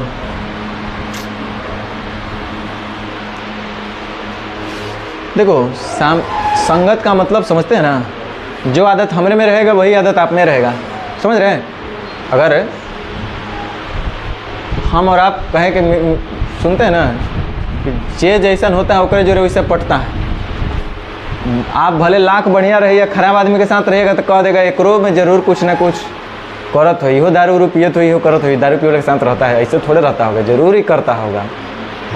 तो कहने का मतलब है कि हम आपके साथ तभी रहेंगे जब आपका गुण हमसे मैच करेगा, हमारा गुण आपसे मैच करेगा। तो देखिए संगत, कॉरेस्पॉन्डिंग, मतलब एक दूसरे का एकदम हूबहू, टू कॉपी। जैसे कहने का मतलब यहाँ ध्यान दो, कैसे दिमाग में रखना है, कैसे फिगर में ऑब्जर्व करना है। कुछ दिन बाद तो एकदम माने ऐसा ही पानी पानी जैसा चलेगा। यहाँ दो फिगर आपको दिख रहा होगा, एक एम रेखा पे और एक एन रेखा पे, ठीक है।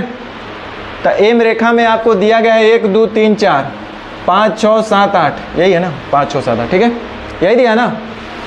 तो सुनो, एम में ही देखो यहाँ पे कौन रहता है, 1, तो ठीक उसी का हूबहू एन में देखो तो कौन है, नहीं बोलेंगे। तो आप बोलिएगा कि तब 1 का संगति किससे होगा, 5 से।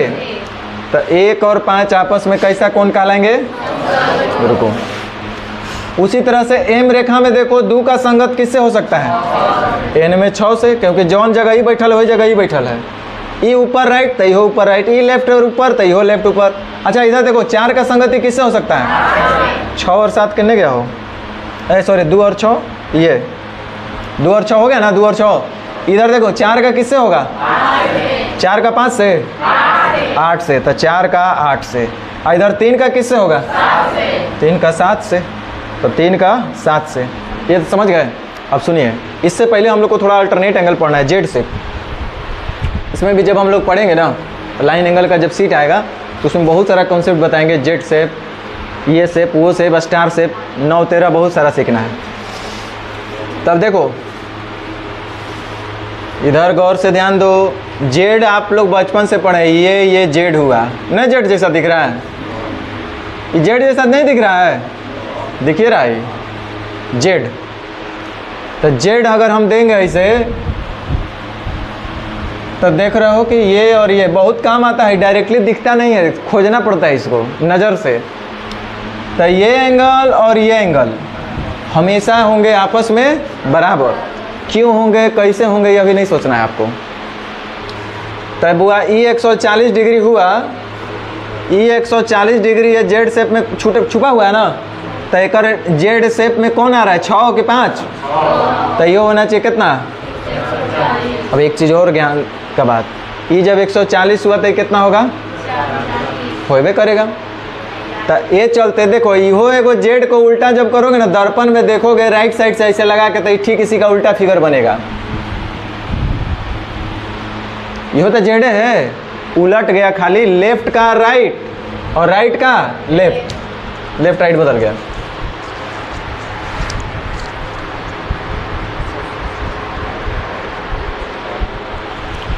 तो ये एंगल और ये एंगल होंगे आपस में हमेशा, तो जेड शेप जो भी बनाएगा वो बराबर होगा। देखो ये एंगल, उसी तरह से ये एंगल और ये एंगल आपस में बराबर होंगे। तो ये देखो ये है कै डिग्री, 40 डिग्री, तो इहो कितना है, ये है 140, तो इहो कितना है, नहीं हो रहा। तो ये अल्टरनेट एंगल बोलेंगे, इसको क्या बोलेंगे, लेकिन अंदर में बन रहा है इसलिए अल्टरनेट इंटीरियर एंगल बोलेंगे, अंदर है। तो ये चलते अल्टरनेट इंटीरियर, अंदर बन रहा है इसलिए अल्टरनेट इंटीरियर बोलेंगे। तो कहने का एकांतर कोण, ये देखो अल्टरनेट एंगल, ये बहुत काम आता है। संगत और अल्टरनेट यही ज़्यादा काम आएगा, शीर्षाभिमुख भी काम आता है, बट सर्वाधिक काम ये आता है। तो देखो इसको हम लोग 1 2 3 4, 3 का अल्टरनेट कौन होगा, 3 का अल्टरनेट कौन है, ये देखो ये, तो ये 5, तो 3 का अल्टरनेट 5 है। 4 का अल्टरनेट कौन होगा,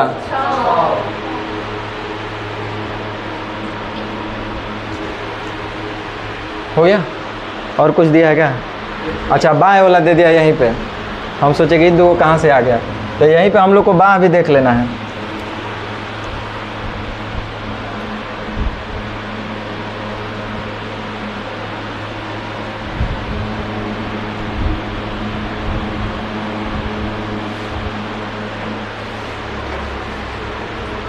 गुंजन हो गया क्या ज़्यादा,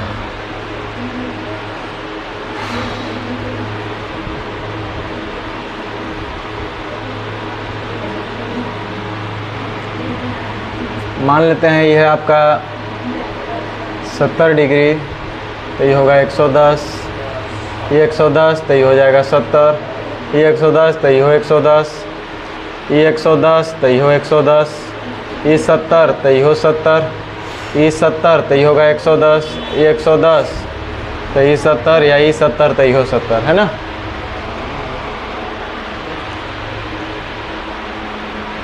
अच्छा एक और चीज़ बता सकते हैं, थोड़ा सा आप दिमाग को दौड़ाएंगे तो दिमाग को दौड़ाया जाए ना। चलिए दिमाग को दौड़ाना का है सीख लो। हम लोग शीर्षाभिमुख कोण देख लिए, संगत कोण देख लिए, एकांतर अंतः एकांतर कोण, इंटीरियर अल्टरनेट एंगल या अल्टरनेट इंटीरियर एंगल, मतलब अंदर में एकांतर कोण, ये जेड शेप,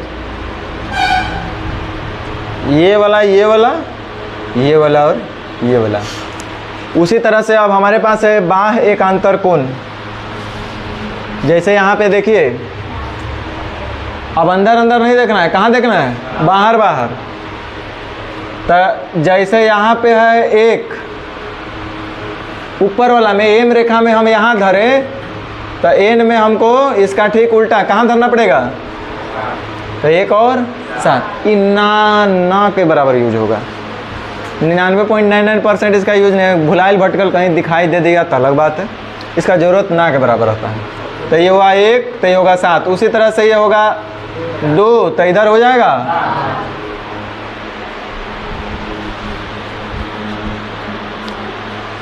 और कौन बच गया, हाँ ये तो चीज़ बात दिखाए नहीं, देख लो।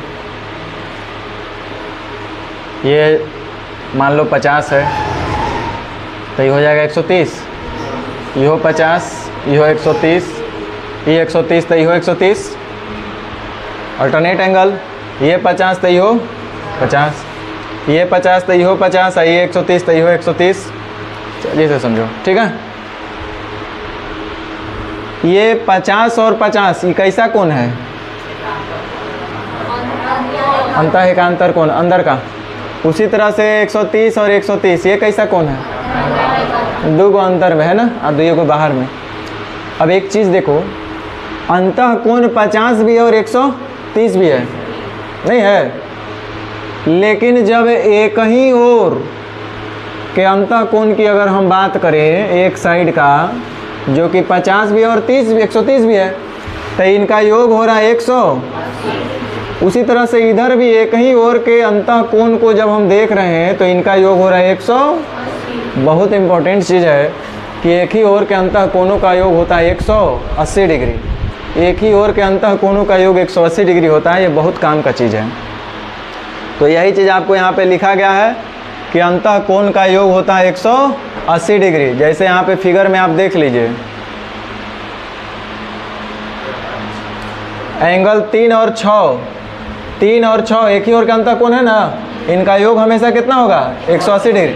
वैसे ही 1 और 5, 4 और 5 का योगफल कितना होगा, 180 डिग्री। 4 और 5 का योगफल 180 डिग्री। बाह्य कोण देख लिया हम लोग।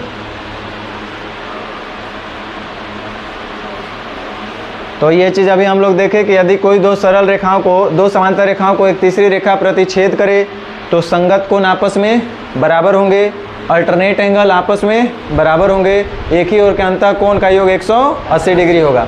संगत कोण जो ऊपर वही नीचे, याद आ रहा है। देखो हम आपसे पूछते हैं, हमको बताना जरा संगत कोण, हम आप पूछे ना, आप पूछते हैं। सबसे पहले ये लड़की बताएगी संगत कोण बताओ, इसमें कौन है, हैं? 1 और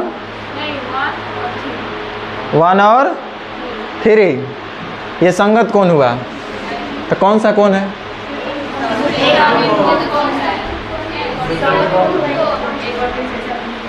VOA वर्टिकली अपोजिट एंगल शीर्षाभिमुख कोण है।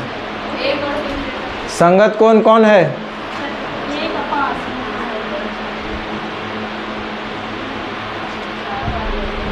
बोलो 3 और 6 कैसा एंगल है,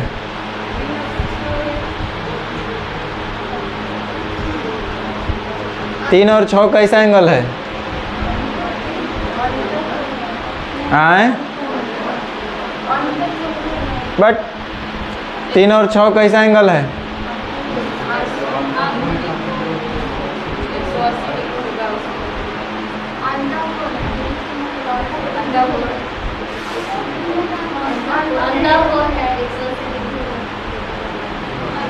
बोलिए भोला जी।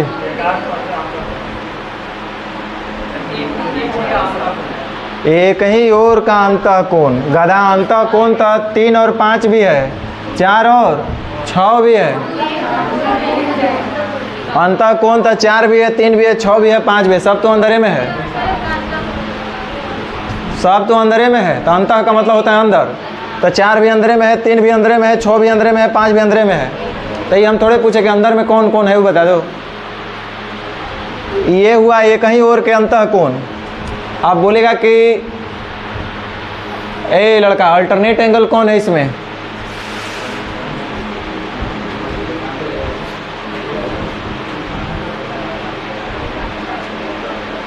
एकांतर कोण, अल्टरनेट एंगल कौन है इसमें?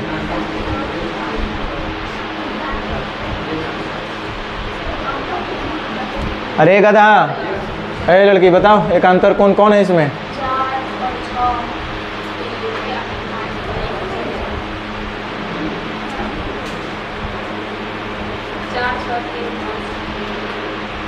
बैठो गधा। ए संगत कोण बताओ, खड़ा होकर। हाँ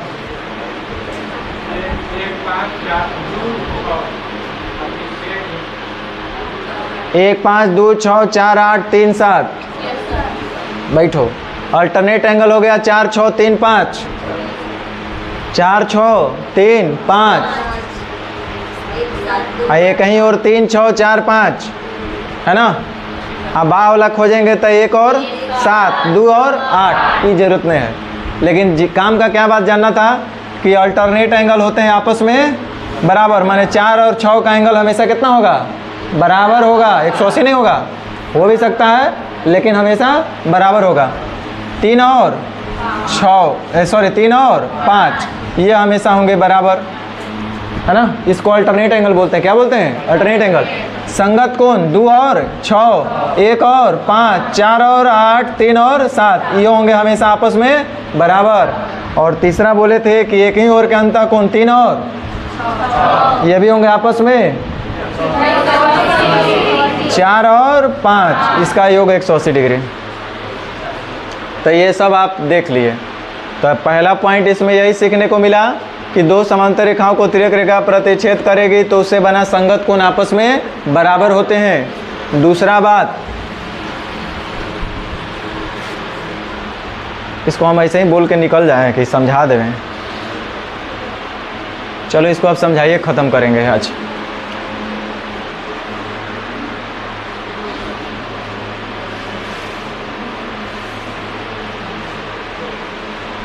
कह रहे यदि 3 समांतर रेखाओं को चित्रानुसार 2 तिर्यक रेखा प्रतिच्छेद करेगी तो क्या होगा। एक थ्योरम हम लोग पढ़ेंगे, उसका प्रूफ भी देखेंगे।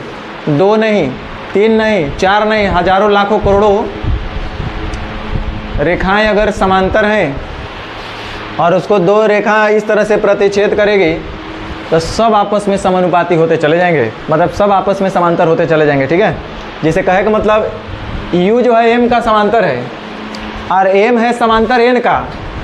ये नहीं बोला है कि U समांतर है N का, वो खाली बोला है कि U समांतर है M का, मतलब U और M समांतर हैं, M और N आपस में समांतर हैं। तो भैया U M N भी आपस में समांतर होंगे, यही कहना चाह रहा है। जैसे ये 2 रेखा है, ये आपस में समांतर बोला, ठीक है। जैसे A है और ये B है, 2 रेखा आपस में समांतर है। और एक C के बारे में बोला, ये बोला है कि ये पैरेलल है B, ये समांतर का चिन्ह इसे देते हैं, समांतर है B। और एक दूसरा कंडीशन है B समांतर है C, मतलब एक और रेखा है C और ये समांतर है B और C आपस में समांतर है। ये कहाँ बोल रहा है कि ये समांतर है C का, ऐसा तो नहीं बोल रहा है ना। A समांतर है B का और B समांतर है, तो इसका मतलब A समांतर भी होगा C का। ये सब आपस में समानुपाती होंगे, क्यों होंगे, कैसे होंगे, वो सब हम लोग देखेंगे। तो ऐसे मोटा मोटी अभी समझ लेना है। यही देखिए कंडीशन लिखा है,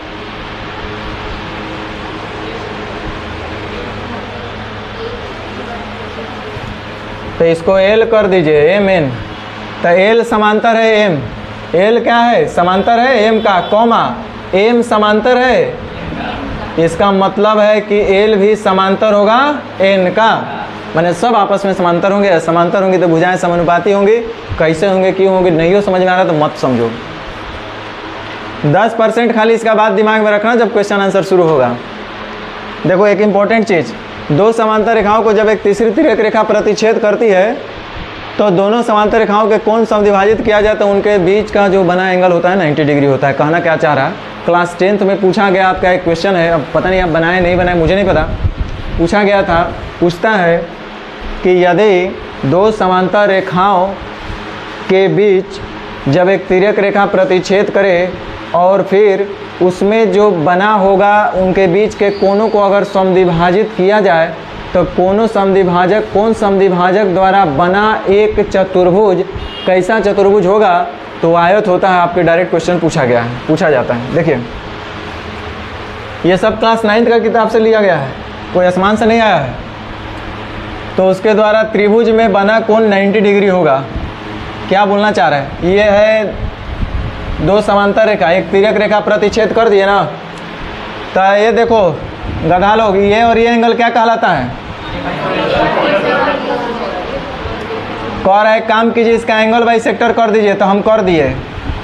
एक काम करो, थोड़ा सा जब देखेंगे ना तो ज़्यादा विश्वास होगा।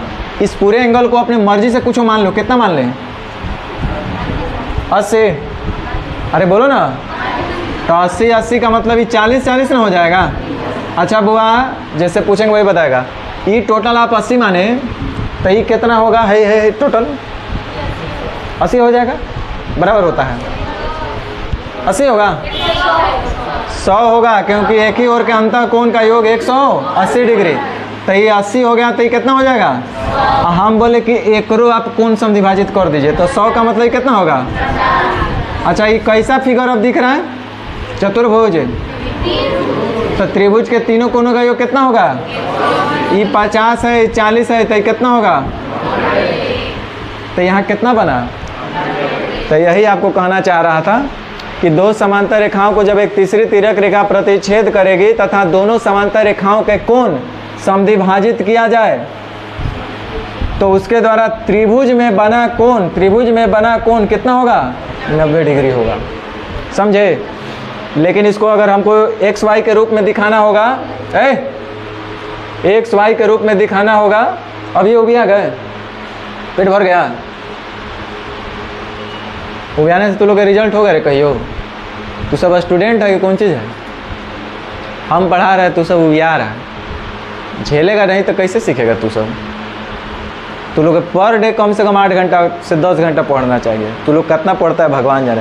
ये लड़कियां सब तो सब बाजारू हो गई है, सब बाजार घूमती है, ये सब कब भेटाते रहती है, 12 बजे 2 बजे 3 बजे, ये सब के कोई पूछवैया नहीं है। ये क्या बोलता है उसको, बिलावल है ये सब घर से। देखो इधर सब ऐसे ही इधर उधर माकल चलती है, हेने से निकलेगी होम में घुसेगी, होम में से निकलेगी हेम में घुसेगी, क्या करती है ये सब। देखो सब लवारिस है सब। इधर देखो हम क्या बोल रहे थे, सुनो इधर, इसको और इसको, ये टोटल बउआ 2x मान लो, कितना मान ले, तो ये कटेगा तो कितना होगा, इसको 2y मान लो। अच्छा 2x और 2y जोड़ के कितना, तो x प्लस वाई, बोलो, तो x प्लस वाई 90, x और y जोड़ेंगे तो कितना हो जाएगा ये एंगल, और त्रिभुज के तीनों कोणों का योग 180, तो ये कितना बचा, हो गया। तो ये आपसे क्वेश्चन रहता है। अच्छा रुक जाओ, इसी से आगे भी आएगा, चलो देखिए लेते हैं। अब इहो बाइसेक्ट करेंगे, एक और बाइसेक्ट करेंगे, तो इहो 90 बनेगा कि नहीं बनेगा, बोलो जल्दी। सेम यही चीज़ है ना, यहाँ पर भी नहीं है, बोलो। बट देखो इधर यहाँ पे क्या बोल रहा है कि AC and BC R angle bisector. AC और BC क्या है, एंगल बाइसेक्टर है। तो ये 2x, अब देखो टाइपिस्ट अपना शॉर्टकट में मार दिया बेचारा, उसको दिक्कत हो रहा होगा। ये x है और ये x है, ये y है, ये y है, तो 2x प्लस 2y होना चाहिए कितना, 180 डिग्री। कहाँ है भाई, तो एक ही और के अंतः कोण 180 डिग्री होता है। तो x प्लस वाई होना चाहिए कितना 90। तो जब x प्लस वाई 90 तब BCA भी होना चाहिए। काहे भाई? तो त्रिभुज के तीनों कोनों का कितना होता है 180 डिग्री। काम का चीज, वे दो या दो से अधिक रेखाएं जो एक ही रेखा पर लंब होती है वे आपस में समांतर होती है। अब आपको समझना पड़ेगा, पकड़ना पड़ेगा। एक रेखा है, इस पर एक परपेंडिकुलर लाइन है, ये भी एक परपेंडिकुलर लाइन है, तो ये दोनों रेखाएं आपस में कैसे होंगे? कैसे? तो देखो ये बउआ 90 डिग्री है ना, इधर 90 हम जानबूझ के फिगर में भी दिए हैं ताकि आप कंफ्यूज होइए। जब ही 90 तो इहो 90 ही होगा। बोलो कैसे? अरे गधा, ये स्ट्रेट लाइन पर बना एंगल कितने डिग्री? 180 डिग्री। अच्छा ये 90 हो गया, इहो 90 है पहले से, आई 90 तो जोड़ के हो रहा है 100। तो इहो अंदरे के कोण, इहो अंदरे के कोण, दोनों कोण के जोड़े पर 180 डिग्री हो रही है। तब भी संभव है जब ये दोनों होना चाहिए आपस में समांतर। अरे अभी पढ़े थे ना कि दो समांतर रेखाओं के बीच के एक ही ओर के अंतः कोणों का योग 180 डिग्री होता है। तो दो समांतर रेखाओं के बीच में ऐसा होता है। तो ये नहीं दे लेता, इतना दे लेता है कि 90 हो रहा है, इहो 90 हो जा रहा है, यानी 180 हो जा रहा है। तो यह तब हो रहा होगा जब ये दोनों रेखा होना चाहिए आपस में समांतर, क्योंकि समांतर रेखाओं के बीच का ही एक ही ओर का अंतः कोणों का योग 180 डिग्री होता है। तो ये चीज़ आपको बोला गया। 1 पॉइंट, 2 पॉइंट और 3 पॉइंट, 3 पॉइंट है। देखो यदि एक तिर्यक रेखा दो रेखाओं को, अब बोलेंगे सर ये तो आप सब बोल रहे हैं ये भी बहुत काम का चीज़ है, वो बहुत काम का चीज़। अब है ये काम का चीज़ तो हम क्या कहेंगे ना काम का चीज़ है। यदि एक तिर्यक रेखा दो रेखाओं को इस प्रकार प्रतिच्छेद करे कि संगत कोण के एक युग में परस्पर समांतर हो तो दोनों रेखाएं भी समांतर होती है। आपको ये सब टेक्निकल बात दिया गया है। जब आप टेक्निकली कोई चीज़ नहीं जानिएगा ना तो आप विकलांग बने रहिएगा, समझे? देखो ये कहना क्या चाह रहा है, यदि एक तिर्यक रेखा दो रेखाओं को, दो समांतर रेखा नहीं बोला है, क्या बोल रहा है? दो रेखाओं। सीखो, इसका उल्टा भी यहाँ पे हम दिए हुए हैं ताकि एकदम क्लियर हो जाए। ये बात जान जाओ, कल पूछबो करेंगे, लेकिन कल तो हर हाल में छुट्टी देना पड़ेगा क्योंकि मजबूरी का नाम, कल छुट्टी देना पड़ेगा। ये सर आपके लिए तो बढ़िया हो गया, आप तो ऐसा ही छुट्टी वाले ही हैं। देखो दो रेखा है, दो रेखा है ना, समांतर है। अरे गधा, समांतर बोला है। यदि एक तिर्यक रेखा दो रेखाओं को, दो समांतर रेखाओं को नहीं बोला है, दो रेखाओं को इस प्रकार प्रतिच्छेदित करे, लोग किसी प्रकार करे, हम करवा दिए कि संगत कोण। अब संगत कोण क्या होता है? एकरा में संगत कोण कहाँ बन रहा है? देखो एगो हाई बन रहा है, हाई बन रहा है, एगो इहो बन रहा है। कोई कहेगा कि सर इहो बन रहा है, इहो बन रहा है, कोई कहेगा इहो बन रहा है, इहो बन रहा है, इहो बन रहा है, इहो बन रहा है ना। तो हम कोई भी दो लेते हैं कि संगत कोण के एक युग में एक पेयर, कोई भी संगत कोण का एक पेयर उठा लेते हैं, मतलब ई तई, ई तई, ई तई, ई तई, ठीक है। तो संगत कोण के एक युग में के समद्विभाजक परस्पर समांतर अगर हो तो दोनों रेखाएं भी समांतर हो जाएंगे। पहले क्वेश्चन को कंडीशन समझ लो। कहा कि अगर दो गो रेखा है बुआ तुम्हारे पास ऐसन ऐसन, अभी इसको हमको प्रूफ करना है कि ये समांतर हैं। दो रेखा का नाम क्या है? एम और समांतर नहीं है। एक तीसरा रेखा टपक के आया एल, ठीक। अब कोई भी इसका एक युग में संगत कोण का ले लेते हैं, तो हमको लगा कि एगो हम ये ले लेते हैं और एगो ये ले लेते हैं। कोई चाहे तो ये भी ले सकता है, ठीक है। हम ले लिए। अब इसका हमको कोण समद्विभाजक करना है। संगत कोण के एक युग्म का क्या करना है?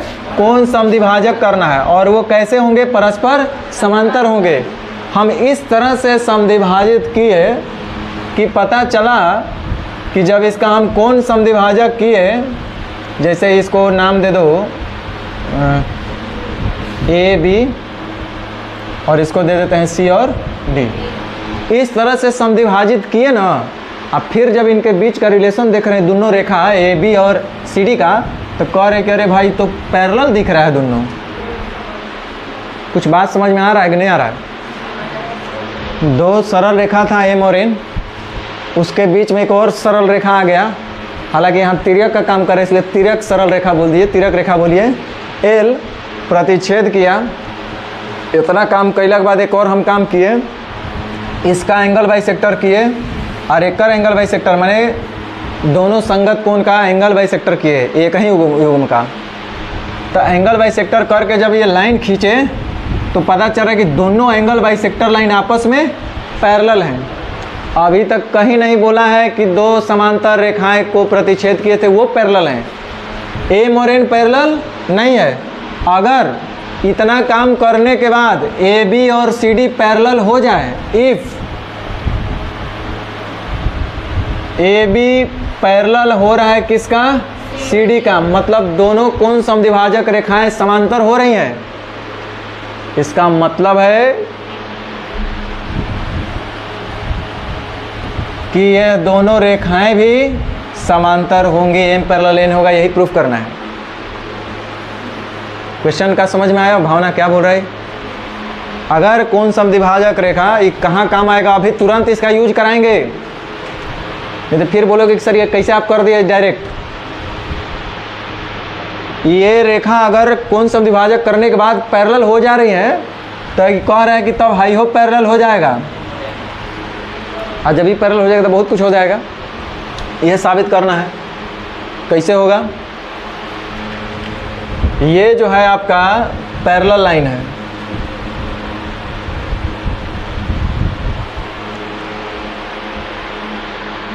कहने गया ये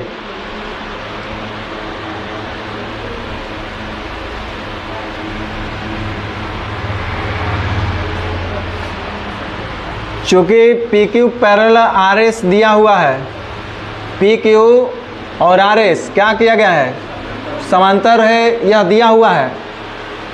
पी क्यू और आर एस क्रमशः एंगल ए पी एम और angle P R N, angle P R हाँ बोल सकते हैं, ठीक है, पी आर एन का समद्विभाजक है, तो एम पैरेलल एन होगा।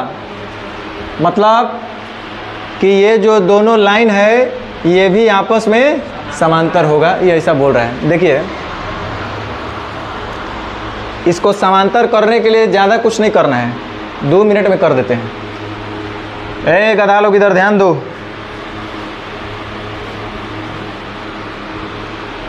एंगल ए पी एम दिख रहा है ना, बोलो। अब पी क्यू क्या है, आगे आ जाएगा, देख लेंगे। देखिए यदि दो समांतर रेखाओं को एक तिर्यक रेखा प्रतिच्छेद करे तथा दोनों समांतर रेखाओं को दो संगत कोण युग्म के समद्विभाजित किया जाए तो ये दोनों रेखाएं भी समांतर होंगी। सेम इसी का उल्टा, यदि दो समांतर रेखाओं को एक तिर्यक रेखा प्रतिच्छेद करे तथा दोनों समांतर रेखाओं के दो संगत कोण युग्म को समद्विभाजित किया जाए तो ये दोनों रेखाएं भी समांतर होगी। माने इस बार ये पैरेलल दे दिया है और इसको हमको साबित करना है। तो देखिए इसका कोण समद्विभाजित है, इसका भी कोण समद्विभाजित हम करेंगे तो यहाँ पे कितना बनेगा, 90 डिग्री। इसका भी कोण समद्विभाजित करेंगे, इसका भी कोण समद्विभाजित करेंगे तो यहाँ कितना बनेगा। वैसे किसी भी समांतर चतुर्भुज, जब चतुर्भुज आएगा तो आप वहीं पढ़िएगा, किसी भी समांतर चतुर्भुज में अगर एक कोण 90 डिग्री हो गया तो समांतर करने के लिए पर्याप्त है हमारे पास। लेकिन चूंकि यहाँ तो हम दो को कर दिए हैं, क्योंकि आपको पता है कि वर्ग और आयत में चारों ही कोण का योग होता है, सॉरी चारों कोण जो होता है 90-90 डिग्री का होता है, आयत और वर्ग। इसके अलावा भी कोई है, इसके अलावा कोई फिगर है जिसका प्रत्येक कोण 90 डिग्री हो, आयत होगा या तो, और ये सब समांतर चतुर्भुज होते हैं।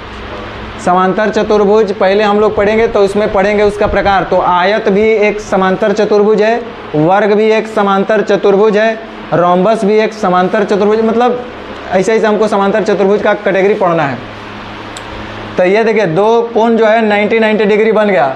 आप यहाँ भी जब आप जोड़िएगा तो ये 90-90 ही आ रहा होगा। करके दिखावे, ये x तो ये x, ये y तो ये y, तो x plus x 2x, y plus y 2y, 2x plus 2y बराबर 180 डिग्री। तो x प्लस वाई कितना हो गया, 90 डिग्री। तो x प्लस वाई 90 डिग्री अगर ये हो जाएगा तो ये 90 डिग्री होना ही चाहिए। वैसे ही यहाँ भी अगर मान लीजिए कि a होगा तो यो a होगा, ये b होगा तो यो b होगा, तो 2a प्लस 2b बराबर 180, तो a प्लस बी बराबर 90 डिग्री होगा। तो a प्लस बी 90, तो ये होना चाहिए त्रिभुज का तीनों कोण चूँकि 180 डिग्री होता है, तो a और b 90, तो ये होना चाहिए 90, होगा ना। तो 180 डिग्री। अब चलिए a प्लस एक्स और a प्लस वाई, तो देखिए ये 2a और x 2x, ये जोड़ करके कितना होगा 180। और स्ट्रेट लाइन का एंगल, स्ट्रेट लाइन पर टोटल 180 डिग्री होना चाहिए ना। तो a प्लस एक्स कितना हो जा रहा है, a प्लस एक्स कितना हो जा रहा है, वैसे b प्लस वाई भी आ जाएगा, नहीं आएगा। 2b प्लस 2y बराबर 180, तो b प्लस वाई यहाँ भी 90 आ जाएगा। तो यानी चारों कोण कितना हो गया 90 डिग्री का। तो चारों कोण 90 डिग्री है तो समांतर चतुर्भुज है ना। अच्छा, वर्ग होने के लिए आमने सामने की भुजाएं बराबर नहीं होनी चाहिए, प्रत्येक भुजा बराबर होना चाहिए, है ना। तो प्रत्येक भुजा बराबर करने के लिए तो हम नहीं कह सकते हैं, लेकिन आमने सामने के भुजाएं बराबर होंगे क्योंकि प्रत्येक कोण 90 डिग्री का हो गया, मतलब यह अवश्य ही आयत होगा। समझ रहे हैं। तो ये क्वेश्चन भी डायरेक्टली पूछा गया है। अच्छा, हम फिगरें बना दिए पूरा आगे तक, हमको तो खाली इतने साबित करना था दोनों रेखाएं समांतर होंगे। जब वह आयत ही प्रूफ हो गया तो आमने सामने की भुजाएं बराबर होंगी, और 90 डिग्री जब होगा, देखो सुनो इधर, ये 90 डिग्री, ये 90 डिग्री, ये 90 डिग्री, ये 90 डिग्री कर लिए ना। हमको क्या इसमें साबित करना है, यहाँ तक हम लोग किए थे ना। यहाँ से आप डायरेक्ट क्वाड्रिलेटरल के ये सभी बोल सकते हैं कॉन्सेप्ट से। अदरवाइज ये लाइन को गौर से देखो, ऐसे ये 90 दिख रहा है ना। पीए 90 है कि नहीं है यहाँ पे। और ये देखो BC कितना है, और 90 कितना है, ये कब होगा, ये तब होता है जब दोनों रेखाएं आपस में, उन्हीं के बीच ना कोण एक ही और के अंतर कोण का योग 180 डिग्री होता है। तो यही हमको साबित करना था कि ये लाइन जो होती है वो कौन सी होता है, समांतर होता है। तो PA पैरेलल BC होगा। तो ये सब डायरेक्ट रिजल्ट आपके काम आएगा। दो समांतर रेखाओं की तीसरे के प्रतिच्छेद करे तथा दोनों समांतर रेखाओं के कोण समांतर किया जाए तो उसके द्वारा बना समांतर आयत हो। तो अभी कर लिए, इसको जब करेंगे तो क्या होगा, आयत होगा। सब हम लोग प्रूफ कर लिए। ये 90, ये 90, ये 90, ये 90, ये समांतर ये हो ही रहा है। उसी तरह से ये भी समांतर हो जाएगा। बोलो कैसे। अरे गधा, ये देखो यहाँ पे 90 बन रहा है ना, और यहाँ देखो ये 90 बन रहा है ना।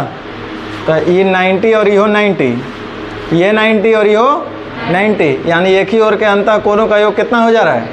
यह तभी संभव है जब ये और ये आपस में समांतर हो। तो आमने सामने की भुजाएं समांतर और प्रत्येक कोण 90 डिग्री का, तो वह फिगर कौन सा कहलाएगा, आयत। समझ गए। वर्ग का होता है कि प्रत्येक भुजा समान होता है, ठीक है, और प्रत्येक कोण 90 डिग्री होता है। तो चलिए आज भर इतना ही रहेगा। इसको अच्छे से देख लीजिएगा, समझ लीजिएगा, बाकी फिर बाद में बात होगा।